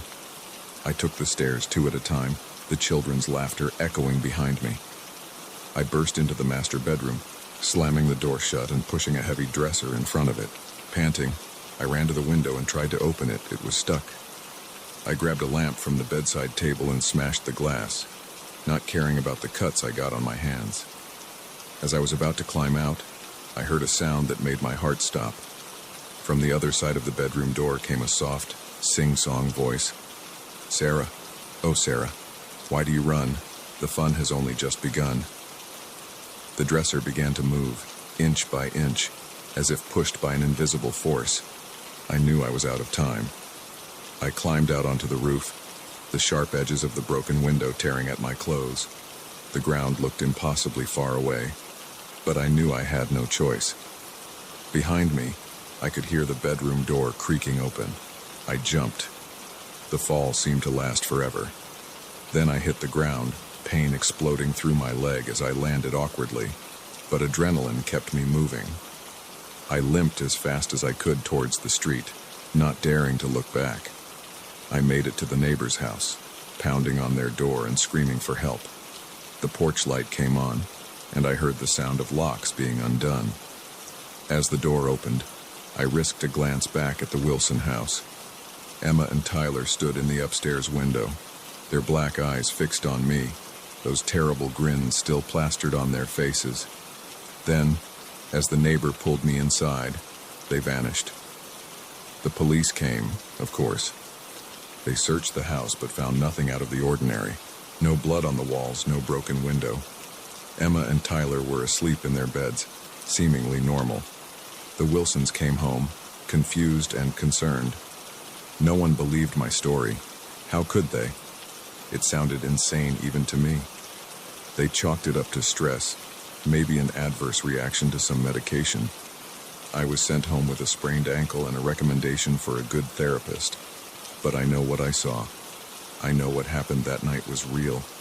I quit babysitting after that. I couldn't bear the thought of being alone with children again. My friends think I'm overreacting, that I'm letting one bad experience ruin something I used to love. But they didn't see what I saw. They didn't feel the terror I felt. Sometimes, late at night, I still hear that wrong giggle in my dreams. I see those black eyes staring at me from the darkness. And I wonder, what if it happens again? What if next time, there's no escape? I don't have answers.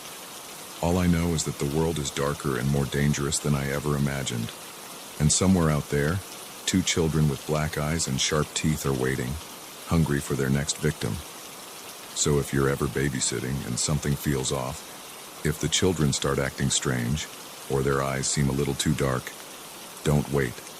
Don't try to rationalize it. Just run. Run as fast and as far as you can, because you never know when a normal night of babysitting might turn into a nightmare.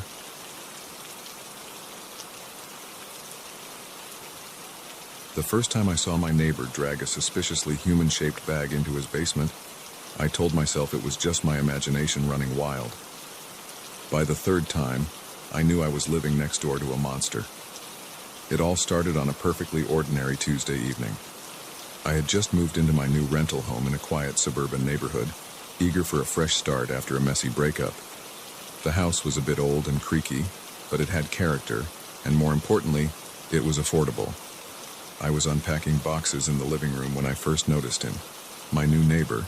He was a tall, thin man with graying hair and wire-rimmed glasses. From my window, I watched as he methodically mowed his perfectly manicured lawn. There was something off about the way he moved, too precise, too controlled, but I brushed it off. After all, I'd always been prone to overthinking. That night, as I was drifting off to sleep, I heard a strange noise. A sort of dragging sound, followed by a heavy thud. Curious, I peeked out my bedroom window. In the dim glow of the streetlight, I saw my neighbor struggling with what looked like a large, heavy bag. He was pulling it towards his basement door. For a moment, just a split second really, I could have sworn I saw the bag move. But then he disappeared into the basement, and I convinced myself it was just a trick of the light. Probably just taking out some old garbage, I reasoned.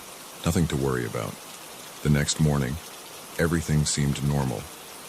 I saw my neighbor leaving for work, briefcase in hand, looking every bit the respectable suburban professional. He even waved at me as he got into his car. I waved back, feeling a bit foolish for my late-night imaginings. But then it happened again, and again. Always late at night, always when he thought no one was watching, the same routine, the dragging sound, the struggle with the bag, the disappearance into the basement. And each time, I became more and more certain that what I was seeing wasn't normal. I started paying closer attention to my neighbor. His name was Harold. I learned from our brief interactions over the fence. He was polite, if a bit reserved. He worked as an accountant in the city. He kept to himself mostly, but that wasn't unusual in this neighborhood. But the more I watched, the more I noticed little things that didn't quite add up, like how his trash cans were always nearly empty on collection day, despite him living alone, or the strange chemical smell that sometimes wafted from his property late at night, or the way he would sometimes stand in his backyard, staring into the distance with an unsettling intensity. I knew I should go to the police, but what would I tell them? That my seemingly normal neighbor sometimes dragged heavy bags into his basement at night? That I had a bad feeling about him? They'd think I was crazy or worse, a nosy neighbor causing trouble. So I did the next best thing. I started investigating on my own. I know. It sounds insane. But I couldn't just sit back and do nothing. Not when I was convinced something terrible was happening right next door. I began by keeping a detailed log of Harold's comings and goings. I noted the times he left for work, when he returned, and most importantly, when those late-night trips to the basement occurred. I even invested in a pair of binoculars for better nighttime viewing. If anyone had seen me, they would have thought I was the crazy one. As the weeks passed, a pattern emerged. The basement trips always happened on Friday nights, usually around 2 a.m., and they were always preceded by Harold returning home much later than usual, often in a car I didn't recognize. One night, emboldened by my observations and fueled by a mixture of fear and morbid curiosity, I decided to get a closer look. I waited until I saw Harold's car pull out of the driveway, then crept over to his property. The basement windows were at ground level, partially obscured by overgrown shrubs. I pushed the branches aside, my heart pounding so loudly I was sure someone would hear it. Pressing my face against the cool glass, I peered inside. What I saw haunts me to this day. The basement was immaculately clean, almost clinically so. Bright fluorescent lights illuminated a space that looked more like a laboratory than a typical suburban basement. There were tables covered in equipment I couldn't identify, shelves lined with jars of mysterious substances, and in the center of it all, a large metal table with straps attached. But it was what was on the walls that truly terrified me. Photos, dozens of them, each showing a different person, men and women of various ages. Some of the photos were crossed out with angry red marks. I stumbled back, my mind reeling. This was evidence. Real, concrete evidence that something horrific was happening in that basement. I had to do something. I ran back to my house, fumbling with my phone to call 911. But just as I was about to dial, headlights swept across my living room. Harold was back. Panic seized me. What if he had seen me? What if he knew that I knew? I couldn't call the police now, not with him right there. He'd hear the sirens. He'd know it was me. So I waited, watching through my window as Harold got out of his car. He was carrying something, a bag, just like all the other times. But this time, I knew what was in it, or rather, who. I felt paralyzed with fear. I wanted to run out there, to stop him somehow, to save whoever was in that bag. But I was terrified. What if he overpowered me? What if I became his next victim? So I did the only thing I could think of. I turned on every light in my house. I cranked up my TV volume as loud as it would go. I made as much noise as possible, hoping to disrupt whatever he had planned. It worked, sort of. Harold hesitated, looking towards my house with a mixture of confusion and anger. Then, instead of heading to the basement, he dragged the bag around to his garage. I kept up the noise all night, not daring to sleep. When morning came, I was exhausted but determined. I had to end this, one way or another. As soon as I thought it was late enough, I called the police. I told them everything. About the bags, the basement, the photos on the wall. I must have sounded like a madwoman, but something in my voice must have convinced them to at least check it out. The next few hours were a blur. Police cars descended on our quiet street. I watched from my window as they knocked on Harold's door, as they led him out in handcuffs, as they brought in dogs to search the property. And then, the grim discoveries began. Bodies found buried in the backyard, evidence of horrific crimes in the basement. The toll of Harold's victims climbed higher and higher as the investigation unfolded. The neighborhood was in shock. How could this have happened here, in our quiet suburb? How had no one noticed? But I had noticed, and the guilt of not acting sooner weighed heavily on me. Could I have saved some of those people if I'd gone to the police earlier? If I hadn't let fear and doubt hold me back? In the days that followed, I gave countless statements to the police. I was hailed as the one who had finally put a stop to Harold's reign of terror. But it didn't feel like a victory. Not when I thought of all the lives lost, all the families destroyed. The media descended on our street, hungry for every detail of the gruesome story. I couldn't escape the constant reminders of what had happened right next door. The house where I had hoped to find a fresh start had become a prison of guilt and fear. I couldn't sleep without seeing those photos on Harold's basement wall. I couldn't look at my neighbor's house without imagining the horrors that had taken place inside. Every unexpected sound made me jump, convinced that somehow Harold had come back to silence the neighbor who had exposed his crimes. In the end, I couldn't stay. I moved out less than a month after Harold's arrest, leaving behind the house and the nightmares it held. But the memories followed me. They still do. Now, years later, I still find myself watching my neighbors a little too closely. Every odd sound, every late-night activity sets my heart racing. I know it's irrational, but I can't help it. Once you've seen the darkness that can hide behind a seemingly normal facade, it's impossible to unsee it. So if you ever have that nagging feeling that something's not quite right, don't ignore it. Don't let fear or doubt or the desire to mind your own business stop you from acting.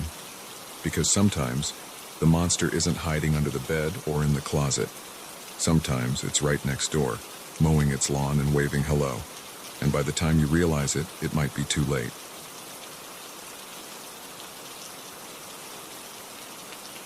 The moment their headlights filled my rearview mirror, I knew this wasn't going to be an ordinary drive. Little did I know, those glaring beams would lead me down a road of terror I never thought existed outside of nightmares. It was supposed to be a simple road trip.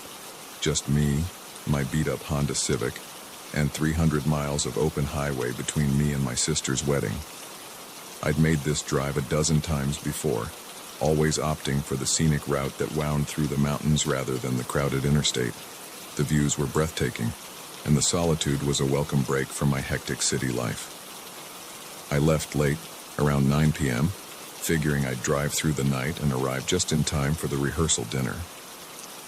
The first few hours were uneventful. The radio kept me company as I navigated the dark, twisting roads, my headlights cutting through the inky blackness of the forest on either side. It was just past midnight when I first noticed the car behind me. At first, I didn't think much of it. This road wasn't exactly busy, but it wasn't uncommon to see other travelers, even at this hour. But as the minutes ticked by, I realized they weren't passing or falling behind. They were maintaining a constant distance, close enough that their headlights flooded my car with harsh light.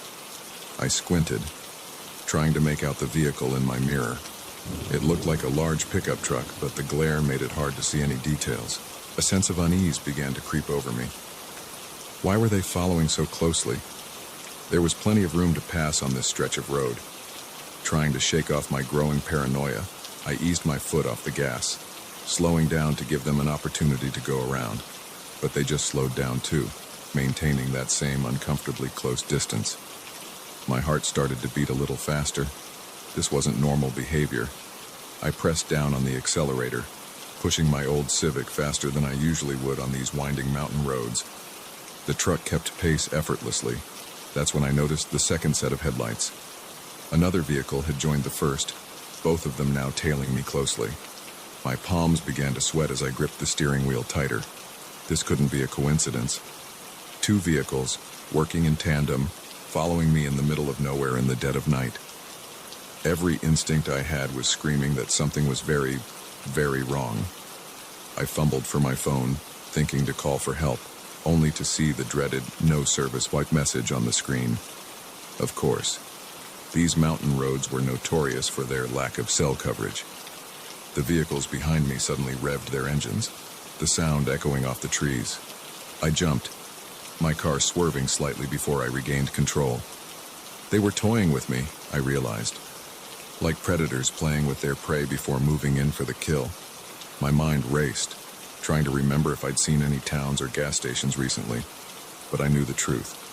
I was miles from anywhere, alone on this dark road with whoever was in those vehicles. Suddenly, the truck behind me flashed its high beams. Once, twice, 3 times. Then I heard a sound that made my blood run cold. A long, loud blast from a truck horn. It wasn't a greeting or a warning. It sounded like a signal.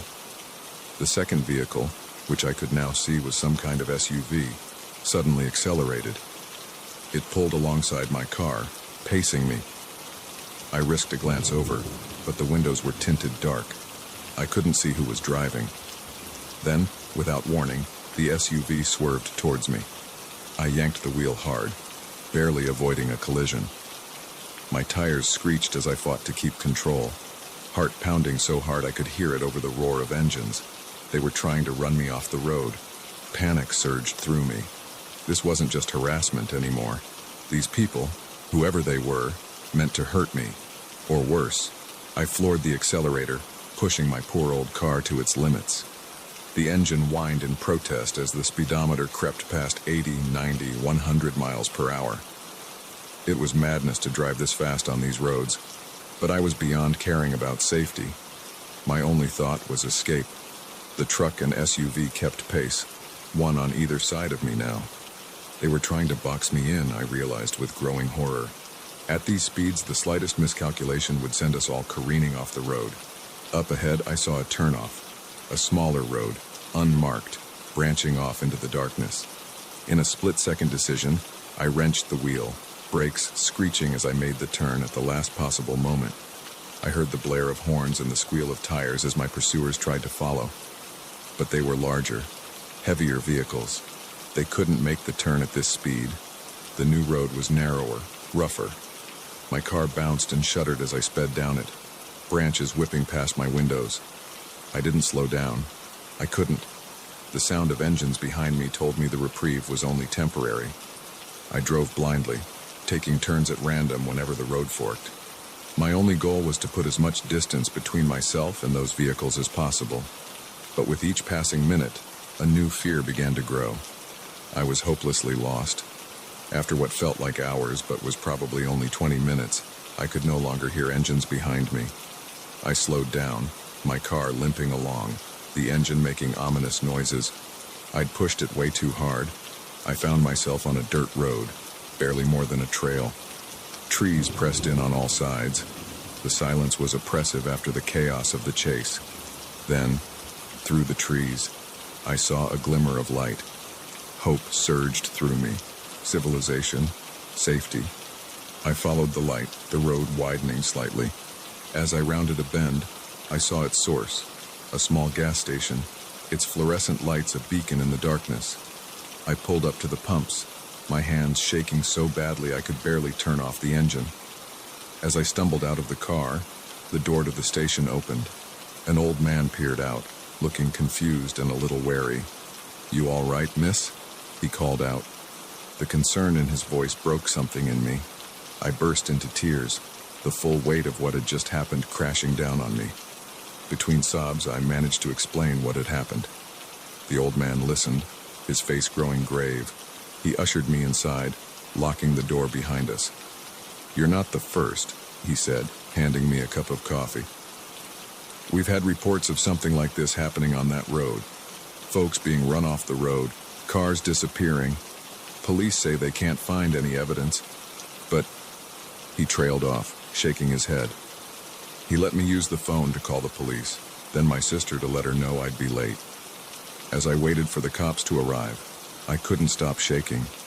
Every sound made me jump, convinced my pursuers had found me. When the police finally showed up, they took my statement, but I could tell they were skeptical. No, I couldn't describe the vehicles beyond a truck and an SUV. No, I didn't get a look at the drivers.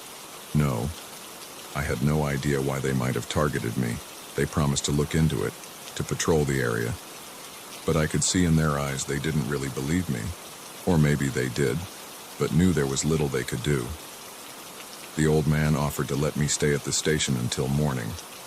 I accepted gratefully, too terrified to get back on the road. As the sun rose, painting the sky in shades of pink and gold, I finally felt safe enough to continue my journey. But as I pulled out of the gas station, I couldn't shake the feeling that somewhere out there, those vehicles were waiting, watching, ready to resume the chase. I made it to my sister's wedding, shaken but alive. I told my family a sanitized version of events, not wanting to worry them. But from that day on, I've never driven that road again. I stick to well-lit, well-traveled highways now, always watchful of who might be behind me. Because now I know the truth that most people never have to face. Sometimes, the monsters aren't hiding in the dark. Sometimes, they're right there on the road with us, hiding behind glaring headlights and tinted windows. And once you've seen them, you can never unsee them. So if you're ever driving late at night, and you see headlights in your rearview mirror that seem a little too close, a little too persistent, don't dismiss that feeling in your gut. It might just save your life. Because out there on the dark, lonely roads, not everyone is just trying to get home. Some are hunting, and you never know when you might become the prey.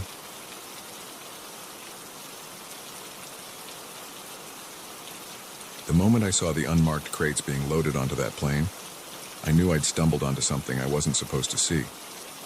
What I didn't realize was that my late-night shift at the airport was about to turn into a fight for my life. I'd been working the graveyard shift at Millbrook International Airport for about 6 months. It wasn't glamorous work, but it paid the bills and I enjoyed the quiet of the airport at night. Most of the time, it was just me, a handful of security guards, and the occasional red-eye flight crew. That night started like any other. I clocked in at 11 p.m., nodded to Frank at security, and made my rounds through the cargo area. Everything was routine until about 2 a.m. when I heard the unmistakable sound of a plane taxiing. This was odd. There weren't any scheduled flights at this hour, and unscheduled landings usually came with a lot of commotion. This plane was arriving quietly, almost stealthily. Curiosity got the better of me. I made my way to the window overlooking the tarmac, staying in the shadows. The plane was a nondescript cargo carrier. No airline markings visible. As I watched, a group of men emerged from a hangar I thought was empty. They were dressed in dark clothes, moving with purpose. The cargo hold of the plane opened, and the men began unloading crates. Large, wooden crates with no markings. My heart started to race. This wasn't normal cargo handling procedure. Every box that goes through this airport is supposed to be logged, labeled, and tracked. These crates were anonymous, invisible. I should have walked away right then. Should have minded my own business and gone back to my rounds. But something kept me rooted to the spot, watching as crate after crate was unloaded and whisked away into the hangar. Then I saw something that made my blood run cold. As one of the men was carrying a crate, he stumbled. The crate hit the ground hard and the lid popped partially open. In the dim light of the tarmac, I saw something glint inside. Something that looked horribly like the barrel of a gun. My mind was reeling. Guns? Being smuggled through our airport? This was big, dangerous stuff. I needed to tell someone time to report this, but as I turned to leave, my elbow knocked against a metal shelf. The clang echoed in the quiet night. I froze, on the tarmac, every head turned towards the window where I was hiding. I ducked down, heart pounding, praying they hadn't seen me. For a long moment, there was silence. Then I heard voices, angry and urgent, and the sound of footsteps entering the building. Panic surged through me. I had to get out of there. I scrambled to my feet and ran, not caring about the noise I was making now. Behind me, I could hear shouts and the sound of pursuing footsteps. I burst out of the cargo area and into the main terminal, my mind racing. Where could I go? Who could I trust? I thought about going to security, but a terrible thought stopped me. What if they were in on it? What if the whole airport was compromised? I ducked into a maintenance closet, trying to catch my breath and think. I needed to call the police, but my cell phone was in my locker. There was a landline in the office, but that was all the way on the other side of the terminal. As I stood there, paralyzed with indecision, I heard voices outside the closet. She couldn't have gone far. Find her. And for God's sake, be quiet about it. We can't afford to draw attention. I held my breath, pressing myself against the wall as footsteps passed by the closet door. Once they faded, I allowed myself to breathe again. But I knew I couldn't stay here. It was only a matter of time before they searched this area. I cracked the door open, peering out into the dimly lit terminal. It seemed clear. Taking a deep breath, I slipped out and began making my way towards the office, staying low and using the check-in counters as cover. I was about halfway there when I heard a shout. "There she is!" I ran, full out sprinted across the terminal, abandoning any pretense of stealth. I could hear them behind me, their footsteps echoing on the hard floor. I reached the office and slammed the door shut, fumbling with the lock. My hands were shaking so badly I could barely manage it.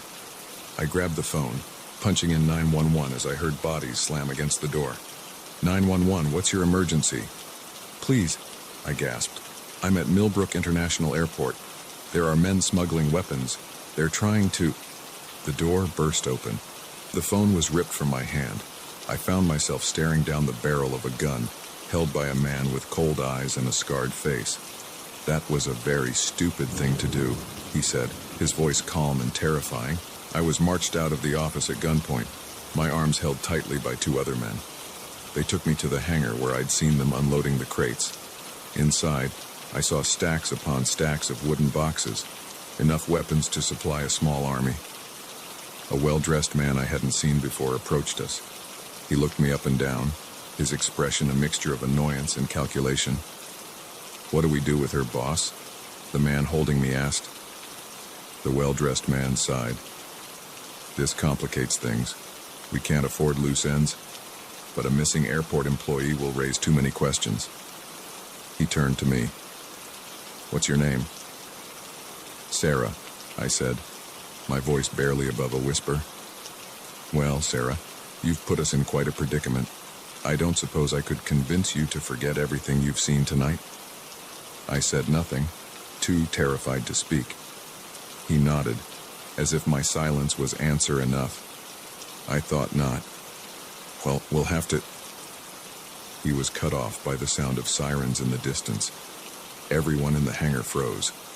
"Impossible," the scarred man growled. We cut the call before she could give any details. The well-dressed man's eyes narrowed. "It seems our friend Sarah here is cleverer than we gave her credit for." He turned to the others. "Pack it up. Now, leave nothing behind." The hangar erupted into frantic activity. Men were loading crates back onto the plane with remarkable speed. The well-dressed man turned back to me. "It seems it's your lucky day, Sarah. We don't have time to deal with you properly." He nodded to the men holding me. Put her in the office. Make sure she can't raise any more alarms. I was dragged back to the office, my arms tied behind my back with duct tape. They shoved me into a supply closet, slamming the door shut. I heard the scrape of something heavy being pushed in front of it. From inside the closet, I could hear muffled shouts and the sound of engines roaring to life. The plane was taking off. Then, closer, the sound of boots on tile, police radios squawking. "Hello!" I shouted, my voice hoarse. "In here! I'm in here!" It felt like an eternity before the door was finally opened. I blinked in the sudden light, looking up into the concerned face of a police officer. The next few hours were a blur of questions and statements. I told them everything I'd seen, everything I'd heard. They seemed to take it seriously, but I could tell they were skeptical. A massive weapons smuggling operation, right under their noses. It seemed impossible. As dawn broke, I sat in a small office, a blanket around my shoulders and a cup of coffee in my hands. A detective sat across from me, his face grave. "We found evidence of the operation," he said. "Traces in the hangar, fuel records for an unscheduled flight. But the weapons, the men you described, they're gone, vanished." I nodded, not really surprised. They'd had plenty of time to cover their tracks.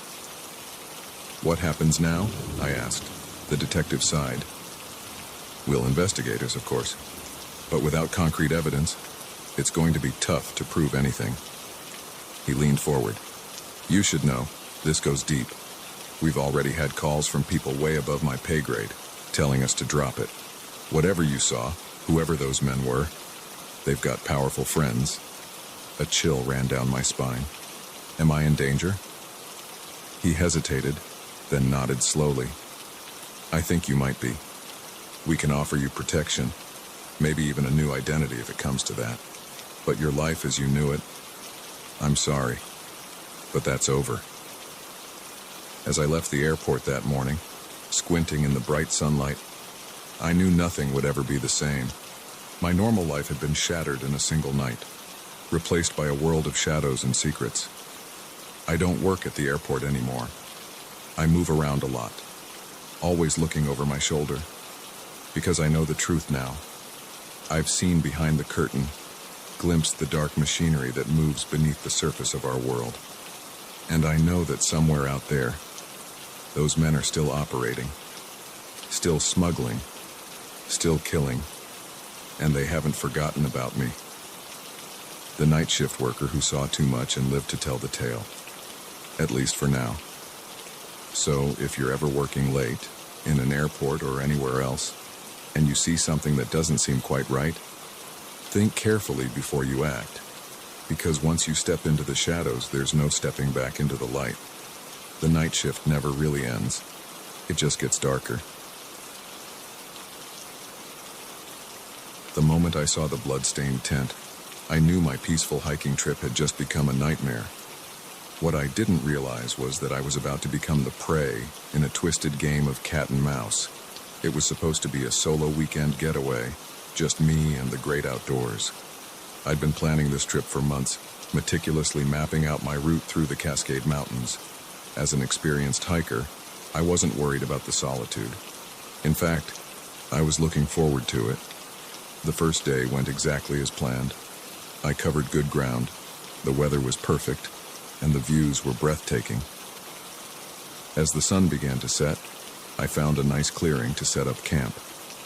I had just finished my freeze-dried dinner when I decided to take a short evening walk to stretch my legs before turning in. That's when I saw it. About a quarter mile from my campsite, partially hidden behind some trees, was another tent. At first, I thought nothing of it. Other hikers weren't uncommon in these parts, even if I hadn't expected to run into anyone this far off the main trail. But as I got closer, I realized something was wrong. The tent was in disarray.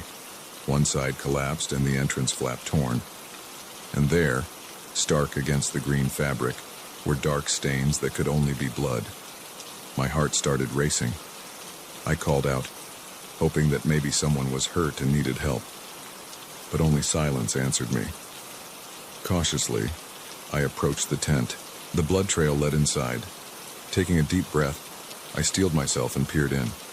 The interior was a scene of chaos. Sleeping bags were shredded, gear was strewn about, and more blood stained the floor. But there was no body, no sign of whoever had been staying here. I stumbled back, my mind reeling. What had happened here? Was it an animal attack? But if so, where was the victim? That's when I noticed the footprints. Human footprints, leading away from the tent and into the dense forest. And they weren't stumbling or erratic, as you'd expect from someone injured. They were purposeful, evenly spaced, like someone calmly walking away from a crime scene. A chill ran down my spine as I realized the implications. This wasn't an animal attack. This was something much worse. I needed to get out of there. Fast. I turned to head back to my camp, planning to pack up and hike through the night if necessary. But as I spun around, movement caught my eye. There, partially hidden behind a tree about 50 yards away, was a figure, watching me. Our eyes met for a split second before the figure darted away, disappearing into the underbrush with unnatural speed. Panic surged through me. I ran, no longer caring about stealth or leaving traces. My only thought was to get back to my camp, grab my things, and get the hell out of there. I burst into my campsite, gasping for breath. My hands shook as I tried to break down my tent, constantly glancing over my shoulder, certain I'd see that figure emerging from the trees at any moment. Just as I was shoving the last of my gear into my backpack, I heard it, a twig snapping, not too far away. Then another, closer this time. Someone was approaching, and they weren't trying to be quiet anymore. I slung my pack over my shoulder and ran. I didn't bother trying to find the trail in the darkness. I simply picked a direction and went, pushing through branches and leaping over fallen logs. Behind me, I could hear pursuit. Whoever it was, they were fast, and they knew these woods better than I did. I ran until my lungs burned, until each breath felt like fire in my chest. But the sounds behind me never faded. If anything, they were getting closer. In my panic, I lost all sense of direction.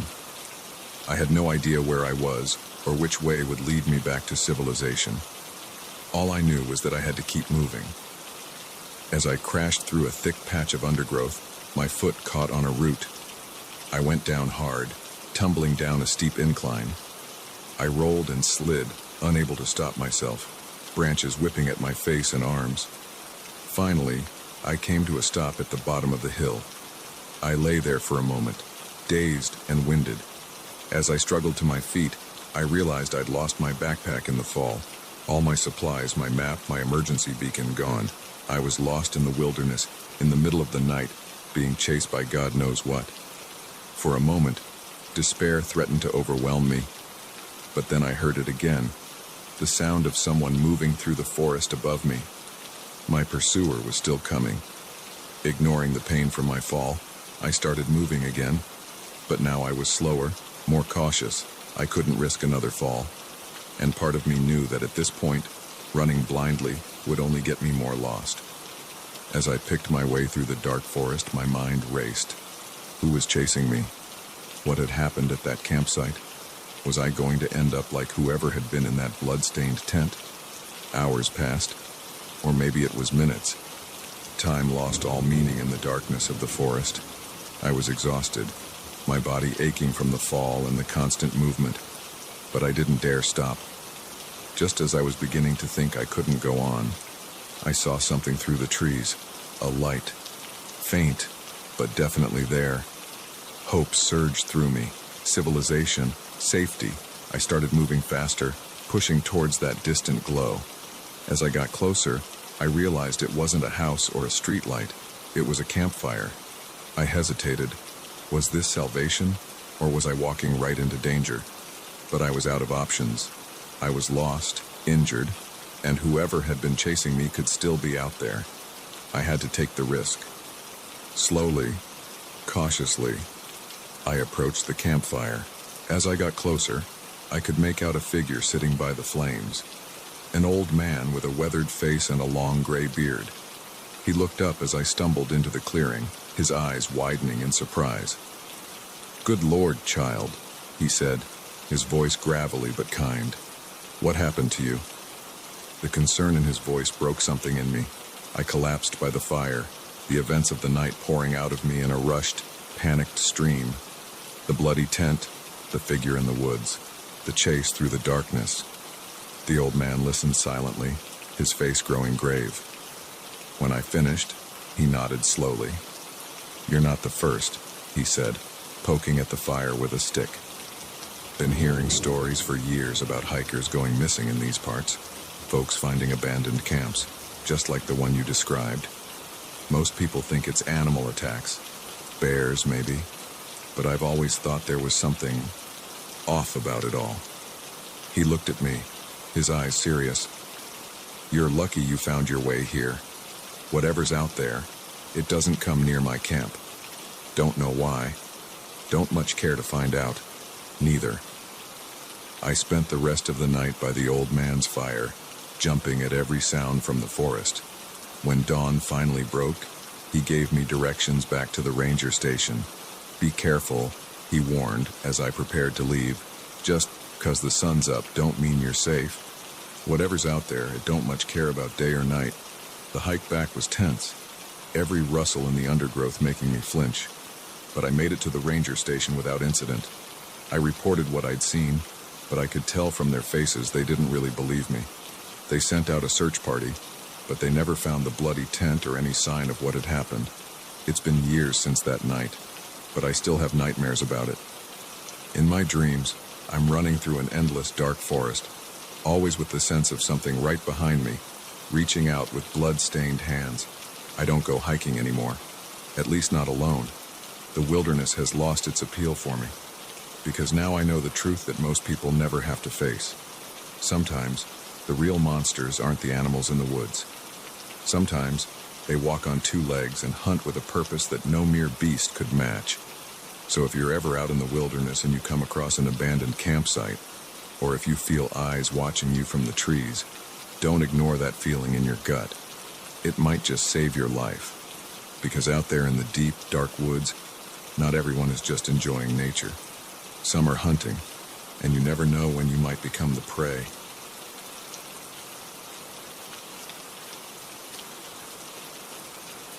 The moment his hand closed around my wrist, I knew I'd made a terrible mistake. What had started as a night of music and freedom at the festival had suddenly become a nightmare, and I was being pulled deeper into the darkness with each passing second. I'd been looking forward to the Sunburst Music Festival for months. 3 days of non-stop music, dancing, and escape from the mundane realities of my everyday life. I'd saved up, bought my ticket, and convinced my best friends, Jess and Mike, to come along. It was going to be the highlight of our summer. The first day was everything I'd hoped for. The energy was electric, the music pulsing through my body, making me feel more alive than I had in years. Jess, Mike, and I danced until our feet ached, laughed until our sides hurt, and marveled at the sea of people all there for the same reason, to lose themselves in the music. It was during a set by my favorite DJ that things started to go wrong. The crowd was massive, everyone pressed together, moving as one to the thunderous beat. In the chaos, I got separated from Jess and Mike. At first, I wasn't too worried. We'd agreed on a meeting spot for situations like this. I figured I'd find them there after the set, but as I tried to make my way through the crowd, I felt disoriented. The press of bodies seemed suffocating, the music too loud, the flashing lights disorienting. That's when I felt a hand on my shoulder. I turned to see a guy about my age, tall with dark hair and kind eyes. He smiled, leaning in close so I could hear him over the music. "You okay?" he shouted.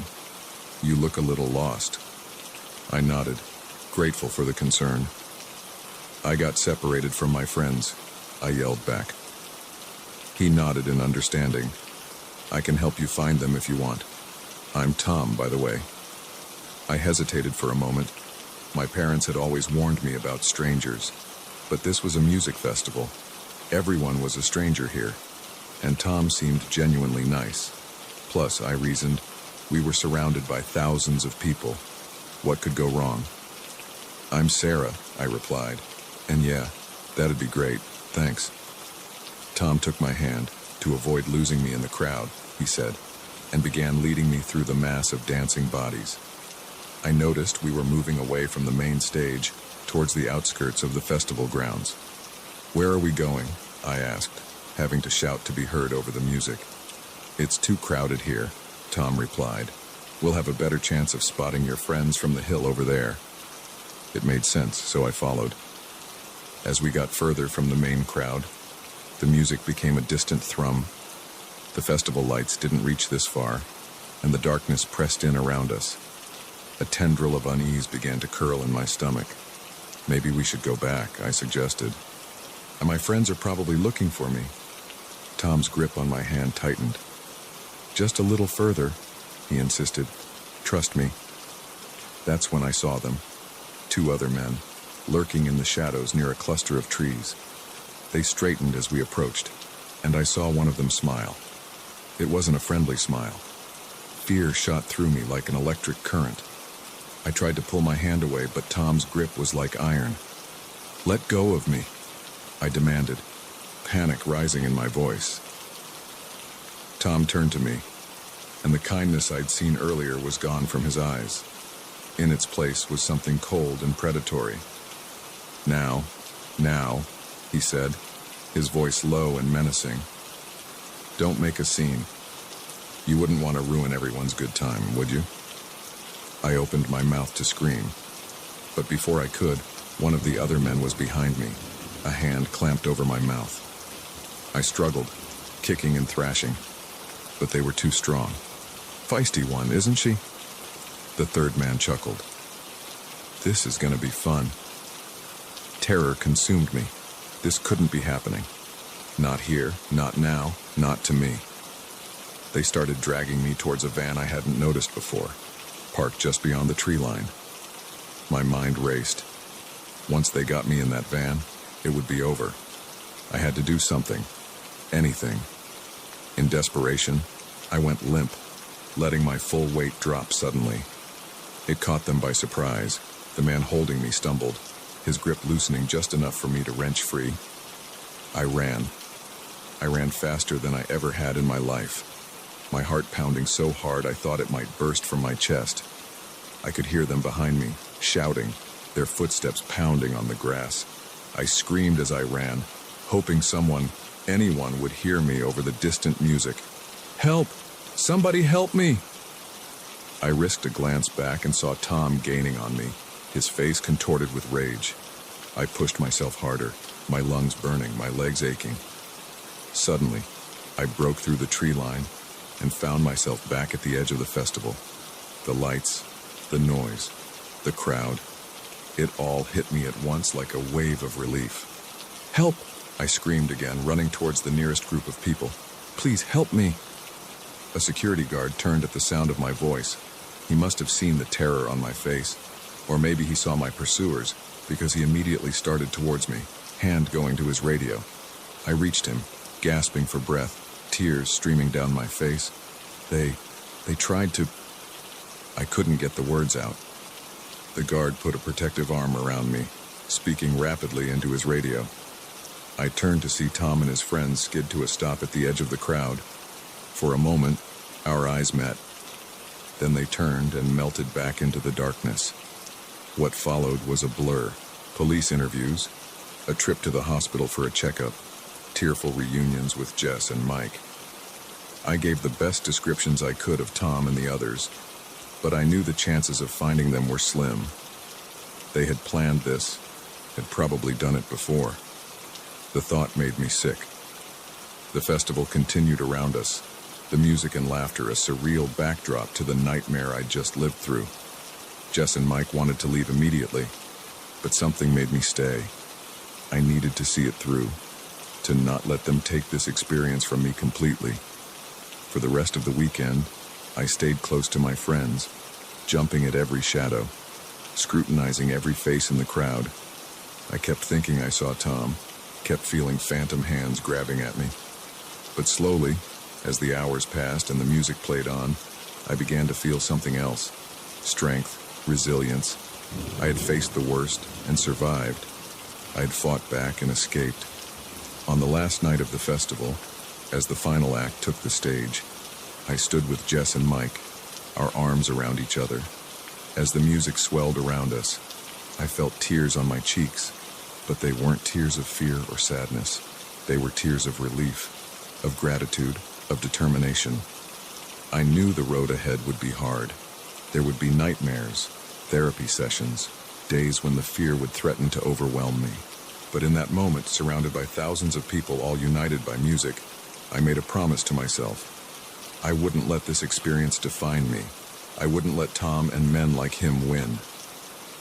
As the last notes faded and the crowd erupted in cheers, I cheered too. For the music, yes, but also for myself. For my strength, my survival, my future. The Sunburst Music Festival wasn't the carefree experience I'd hoped for. Instead, it was the crucible in which a stronger version of myself was forged.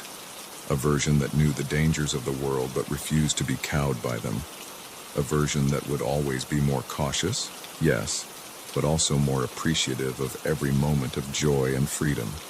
Now, when I hear the songs that played that weekend, I don't just remember the fear.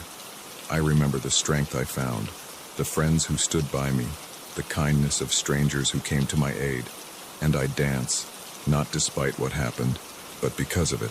Because every beat, every note, every moment of joy is a victory over those who tried to take it all away. So if you're ever at a festival, or any crowded place, and you see someone who looks lost or uncomfortable, reach out. Be the help they need. Because sometimes, the difference between a night of fun and a lifetime of trauma is just one act of kindness. And you never know when you might be the one who needs that kindness yourself.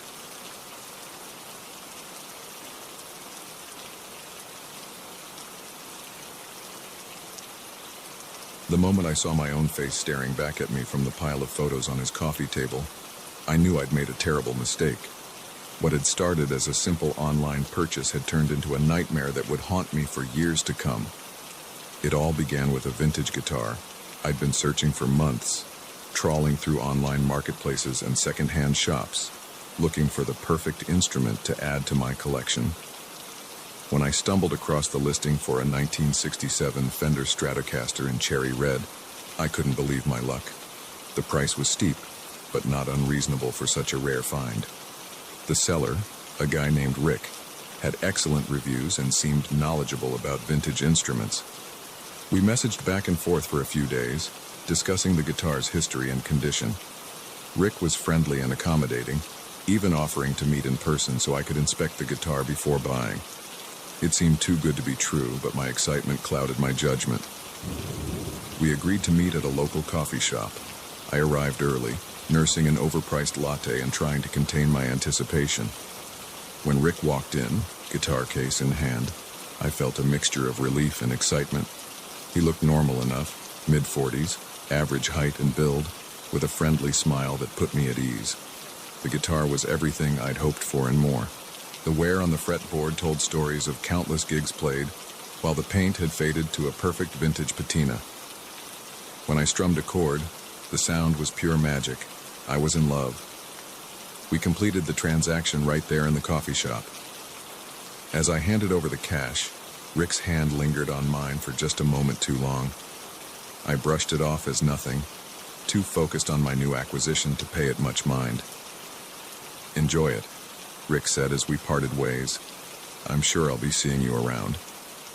I should have noticed the odd emphasis he placed on those words, but I was too busy imagining myself playing this beautiful instrument to pay attention to the warning signs.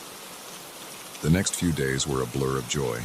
I spent every free moment playing the guitar, marveling at its tone and the way it felt in my hands.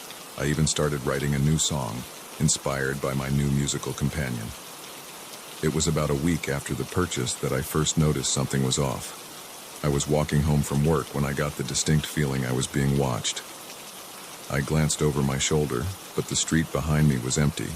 Still, the sensation lingered. That night, I could have sworn I saw a figure standing across the street, looking up at my apartment window. But when I blinked, they were gone. I told myself I was being paranoid, that the street lights were playing tricks on my eyes. The next day, I received a text from an unknown number. "Hope you're enjoying the guitar. It sounds beautiful when you play." A chill ran down my spine. How did this person know I was playing? And how did they get my number?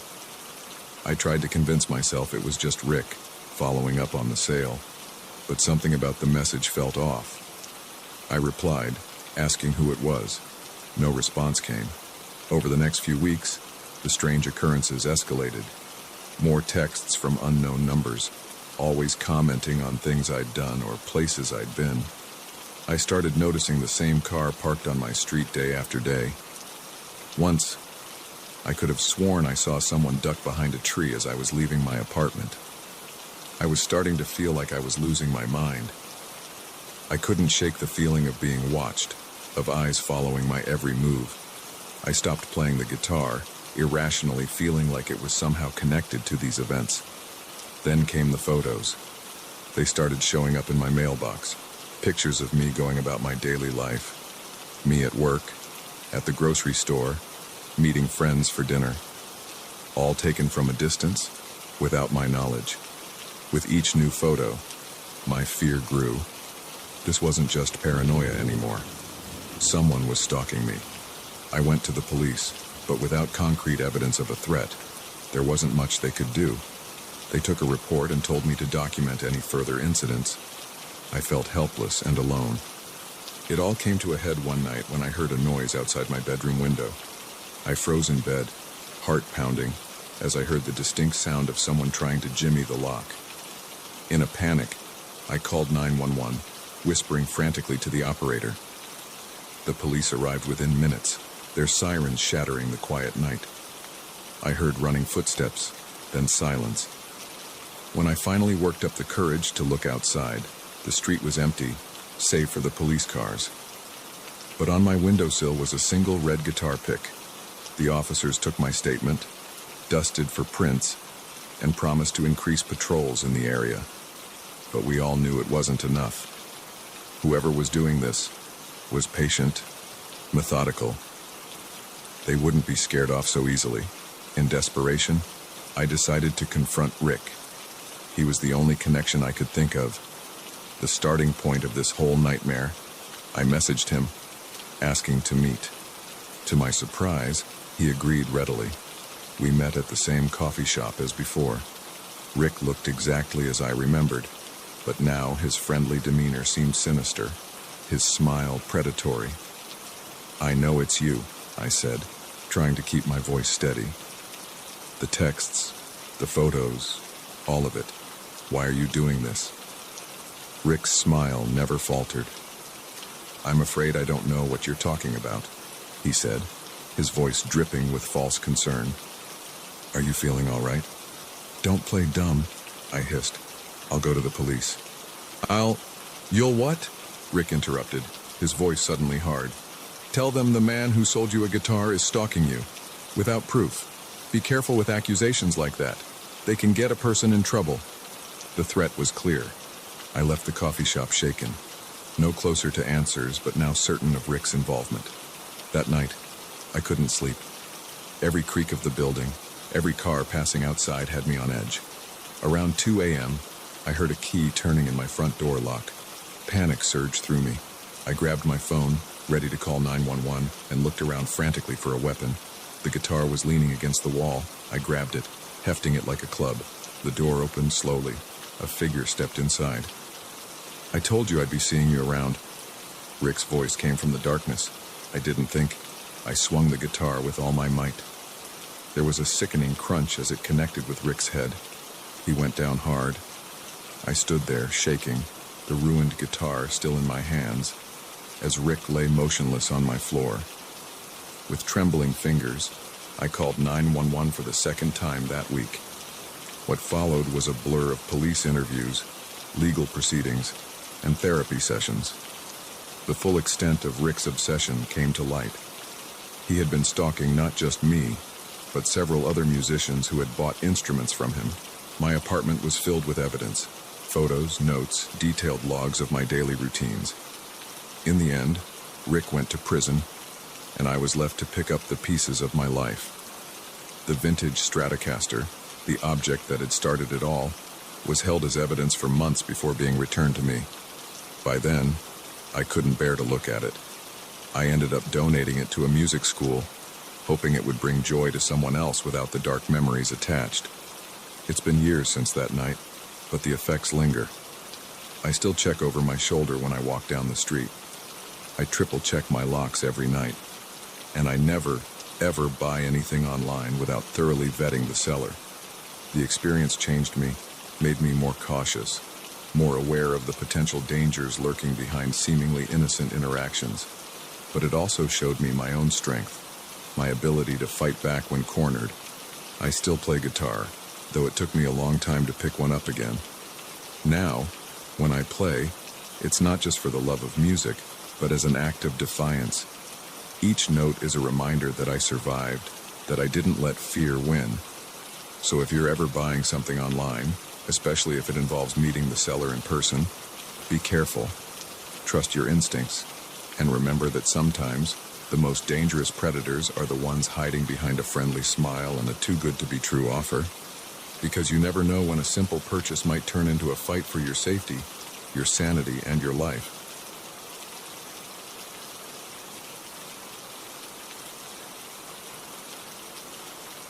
The moment I saw the blinking red light in the corner of the bedroom, I knew my peaceful getaway had turned into a living nightmare. What I didn't realize was that this discovery was just the beginning of a terrifying game of cat and mouse that would push me to my limits. I'd been looking forward to this cabin retreat for months. After a grueling year at work, I needed some time alone to decompress and recharge. When I found the listing for a secluded cabin in the woods, it seemed perfect. The photos showed a cozy interior, a wraparound porch with a stunning view of the mountains, and best of all, no Wi-Fi or cell service. A true escape from the world. The drive up was beautiful, winding through forests that were just starting to show the first hints of fall color. As I pulled up to the cabin, I felt the stress of the past year starting to melt away. The cabin was everything the listing had promised, and more.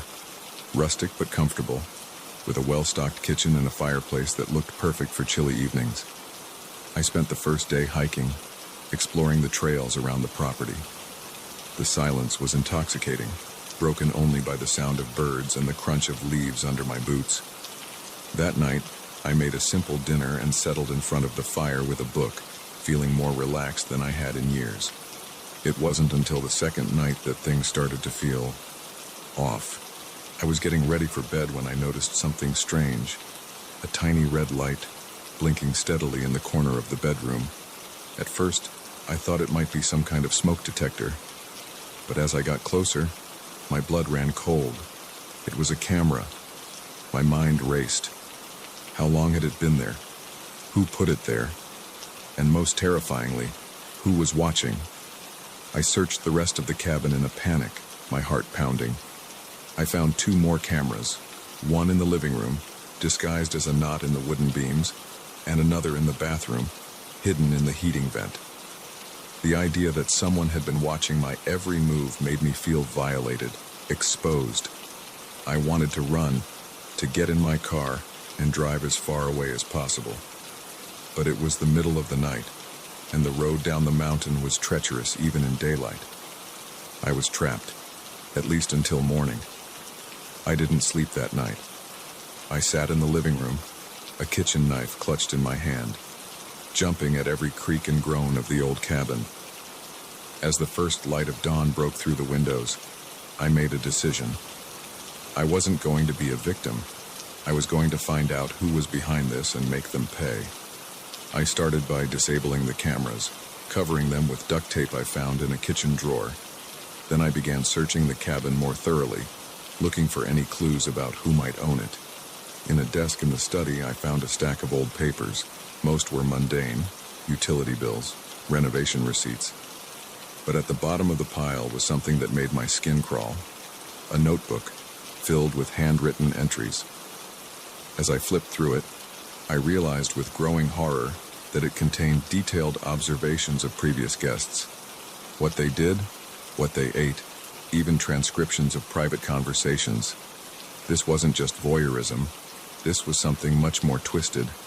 Just as I was processing this discovery, I heard a sound that made my blood freeze. A car, pulling up outside the cabin. Whoever was behind this was here. I panicked. Should I confront them? Hide? Try to make a run for it? In the end, instinct took over. I grabbed the notebook and ran upstairs, hiding in a closet just as I heard the front door open. Footsteps echoed through the cabin, slow and deliberate. I could hear someone moving from room to room, pausing occasionally. Checking the cameras, I realized they knew something was wrong. Come out, wherever you are," a voice called, sickeningly playful. "I know you're here. I saw you find my little toys." I held my breath, trying to make myself as small as possible in the cramped closet. The footsteps grew closer, coming up the stairs. I gripped the knife tighter, my palms slick with sweat. The bedroom door opened. I could see a sliver of the room through a crack in the closet door. A man entered, tall and lean, with a face that might have been handsome if not for the cold, predatory look in his eyes. "You're a clever one, aren't you?" he said, his voice echoing in the quiet room. "But this is my game, and I know all the hiding spots." He moved towards the closet. I tensed, ready to fight for my life. Just as his hand reached for the closet door, a miracle happened. A phone rang. Not mine. I'd left it in the car, useless without service. It was his. He paused, then pulled out a cell phone. "What?" He snapped into it. He listened for a moment, his face darkening. "No, not now. I'm in the middle of... Fine. I'll be there in an hour." He ended the call with a curse, then looked around the room one last time. "Don't go anywhere," he said, his voice dripping with menace. "I'll be back to finish our game."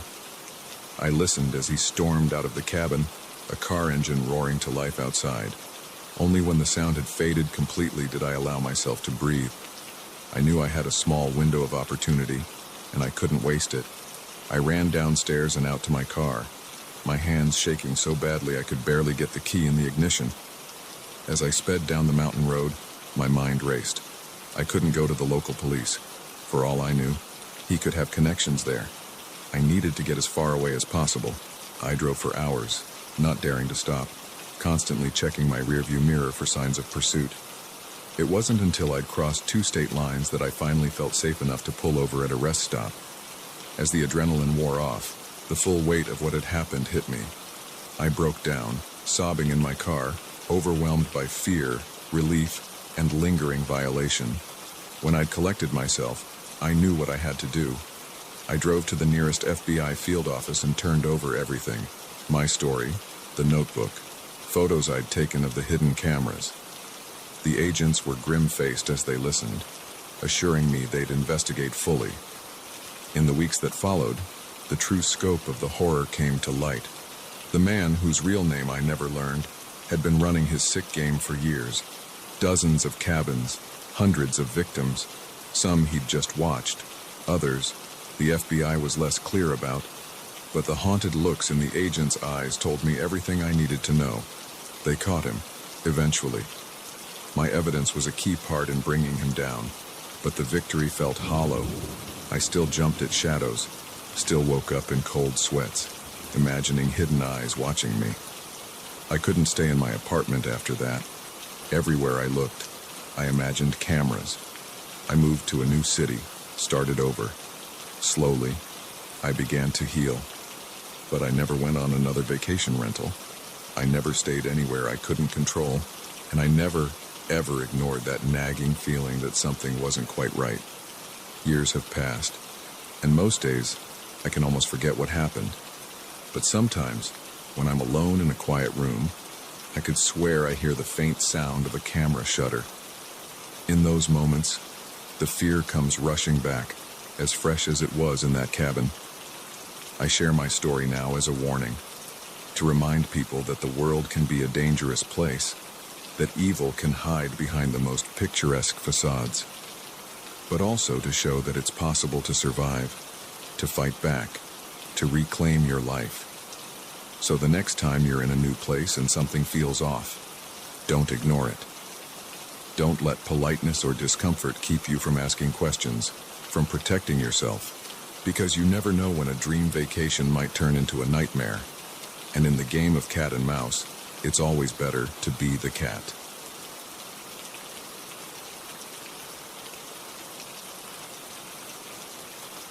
The first time I heard the screams coming from next door, I told myself it was just the TV. By the third night, I knew I was living next to a monster. What I didn't realize was how deep the rabbit hole of horror truly went. I'd only been in my new apartment for a week when it started. The building was old, a bit run down, but it was all I could afford on my entry-level salary. My neighbor, a middle-aged man named Frank, had seemed friendly enough when I moved in. He'd even helped me carry a few boxes up the stairs. "Welcome to the building," he'd said with a smile that didn't quite reach his eyes. "I'm sure you'll love it here." Those words would come back to haunt me in the weeks that followed. It was a Tuesday night when I first heard it, a muffled scream, quickly cut off. I sat up in bed, heart pounding, straining my ears in the darkness. But all I heard was silence. I convinced myself it was just a nightmare, or maybe someone's TV turned up too loud. I drifted back to sleep, uneasy but unwilling to consider the alternatives. The next night, it happened again. This time, I was sure I wasn't dreaming. The scream was unmistakable, filled with terror and pain. It seemed to be coming from Frank's apartment. I pressed my ear against the wall, listening intently. I heard shuffling, a thud, then silence. My hand hovered over my phone, 911 already dialed. But what would I say? That I heard a scream? That my neighbor might be doing something suspicious?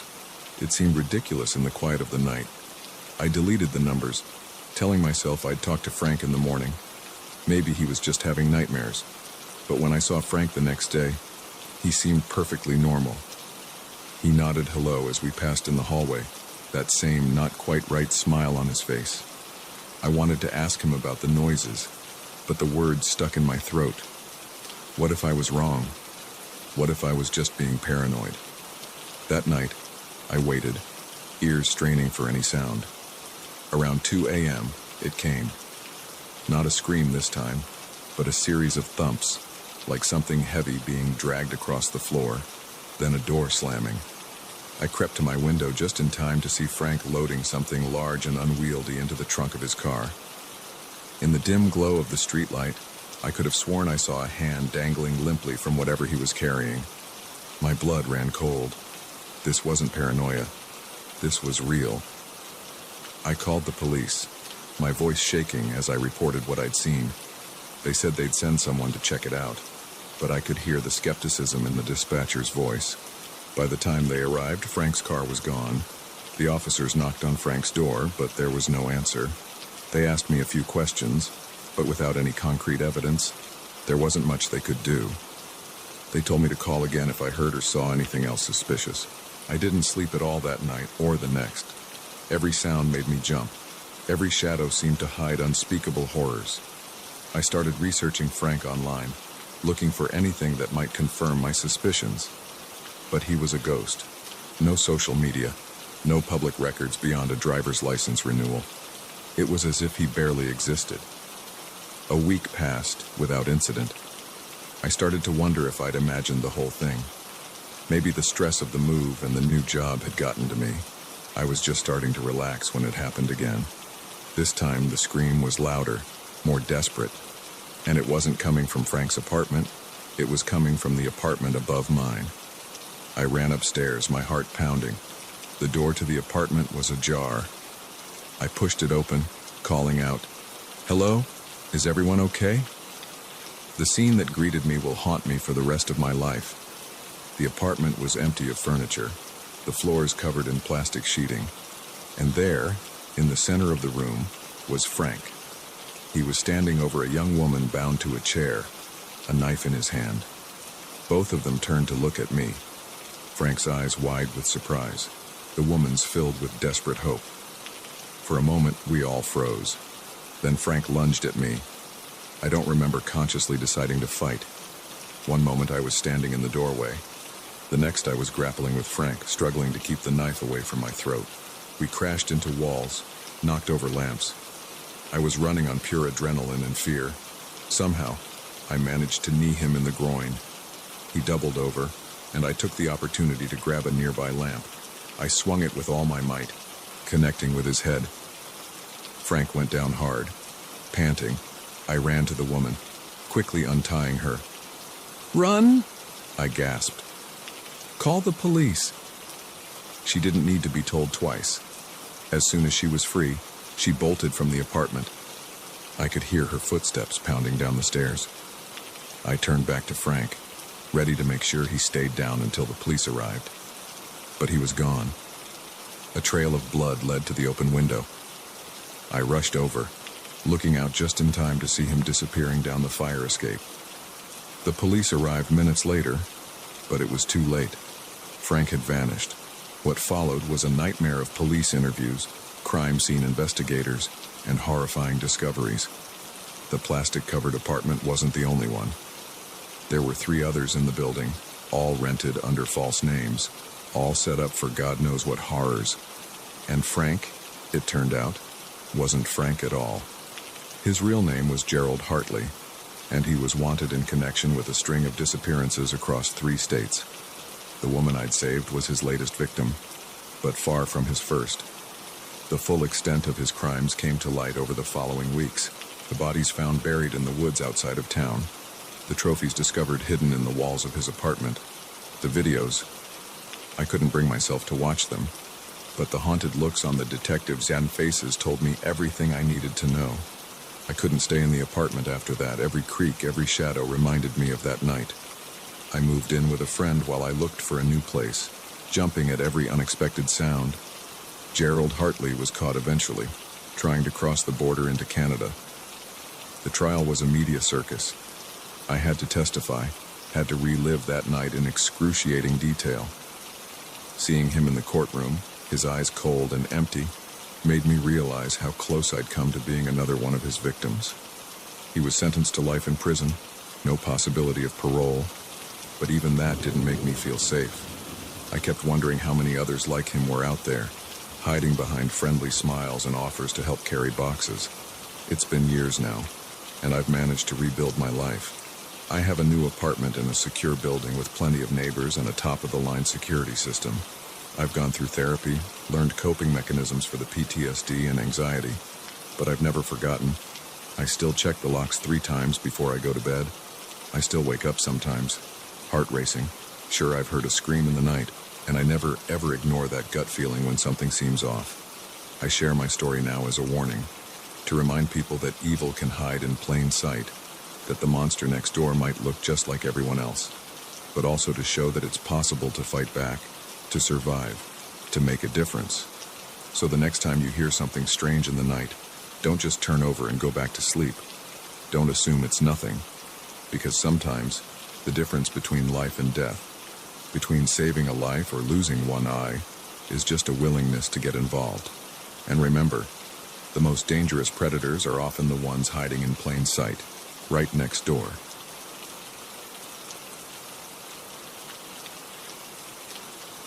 The moment I saw the unmarked van pull up to the loading dock at 2 a.m., I knew something was terribly wrong. What I didn't realize was that my boring night shift was about to turn into a fight for my life and a desperate race to expose a conspiracy that went far deeper than I could have ever imagined. I'd been working as a night security guard at Glenwood Tech for about 6 months. It was a mind-numbingly dull job most nights. Just me and the hum of fluorescent lights in an empty office building. I spent most of my time doing rounds, checking doors, and trying not to fall asleep. That night started like any other. I clocked in at 10 p.m., nodded to the day shift guard as he left, and settled in for another uneventful 8 hours. I did my first round at 11, noting nothing out of the ordinary. The labs were locked up tight, the server rooms secure, everything as it should be. It was during my 2 a.m. round that things started to get weird. As I was passing by a window overlooking the rear parking lot, I noticed a white van pulling up to the loading dock. This was unusual for two reasons. First, we never got deliveries this late. And second, all company vehicles were clearly marked. This van was completely unmarked. I watched as three men got out of the van. They were dressed in what looked like maintenance uniforms, but something about their movements seemed off. They moved with a purpose, heads constantly swiveling as if watching for observers. My first instinct was to call it in to my supervisor, but as I reached for my radio, I hesitated. What if this was some kind of authorized late-night maintenance? I didn't want to cause a fuss over nothing and risk losing my job. Instead, I decided to investigate further. I made my way down to the loading dock, trying to look casual while my heart pounded in my chest. As I got closer, I could hear the men talking in low, urgent voices. "Gotta be quick. In and out in 10 minutes, tops," one was saying. "What if the guards show up?" another asked. "Take care of them," the first replied coldly. I froze, my blood turning to ice. This was definitely not authorized maintenance. I started to back away slowly, planning to get to a phone and call the police. But in my nervousness, I knocked over a stack of empty boxes. The crash echoed through the quiet night. The men's heads snapped in my direction. "Hey, you there! Stop!" one of them shouted. I ran faster than I'd ever run in my life, sprinting back into the building. I could hear their footsteps pounding behind me. I knew I couldn't outrun them forever. I needed a plan. I ducked into one of the research labs, frantically looking for a place to hide. That's when I saw it. A laptop, still on, its screen glowing in the darkness. Without thinking, I rushed over to it. The computer belonged to Dr. Sarah Chen, one of Glenwood's top researchers, and it was open to a folder labeled Project Blacklight. My curiosity overrode my fear for a moment, and I started scrolling through the files. What I saw made my blood run cold. Schematics for what looked like advanced weapons, financial records showing massive, off-the-books payments, and most chillingly, a list of names, politicians, military officials, corporate executives, with notes detailing their susceptibility to persuasion. I realized with growing horror that I had stumbled onto something huge. Glenwood wasn't just a tech company. It was the center of some kind of vast conspiracy. The sound of approaching footsteps snapped me back to reality. I didn't have time to process what I'd seen. I needed to get this information out. I spotted a USB drive on the desk and quickly started copying files. The door burst open just as the file transfer completed. I yanked out the USB drive and dove under the desk as the men entered the room. "Check everywhere," one of them growled. That rent-a-cop couldn't have gotten far. I held my breath as they searched the lab, praying they wouldn't find me. After what felt like an eternity, they moved on to the next room. As soon as the coast was clear, I crawled out from my hiding spot and made a break for it. I managed to make it to the security office and locked myself in. My hands shook as I tried to think of what to do next. I couldn't call the police. For all I knew, they were involved in this too. I needed to get this information to someone I could trust. I remembered a journalist who had come sniffing around Glenwood a few months back, asking questions about their government contracts. The company had shut him down hard, but maybe he would be interested in what I'd found. I pulled up the local newspaper's website on my phone and found the journalist's email. I quickly typed out a message, attaching some of the files from the USB drive. Just as I hit send, I heard a loud bang on the security office door. "Open up! We know you're in there." Panic surged through me. I looked around frantically for an escape route. The ventilation duct caught my eye. It would be a tight fit, but it was my only option. I had just managed to squeeze into the duct when the door burst open. I held my breath, watching through the grate as the men searched the office. "He's gone," one of them said, "but he was definitely here. Look, the computer's still on." "Check the email logs," another ordered. "See if he sent anything." My heart sank. They would know I had contacted the journalist. I needed to warn him. I started crawling through the ventilation system, trying to remember the building's layout. After what felt like hours of claustrophobic shuffling, I finally found an exit into an empty office. I climbed out, my muscles screaming in protest. I was on the third floor now, with no easy way down, and I could hear voices in the hallway, getting closer. In desperation, I smashed the window with a chair and climbed out onto the ledge.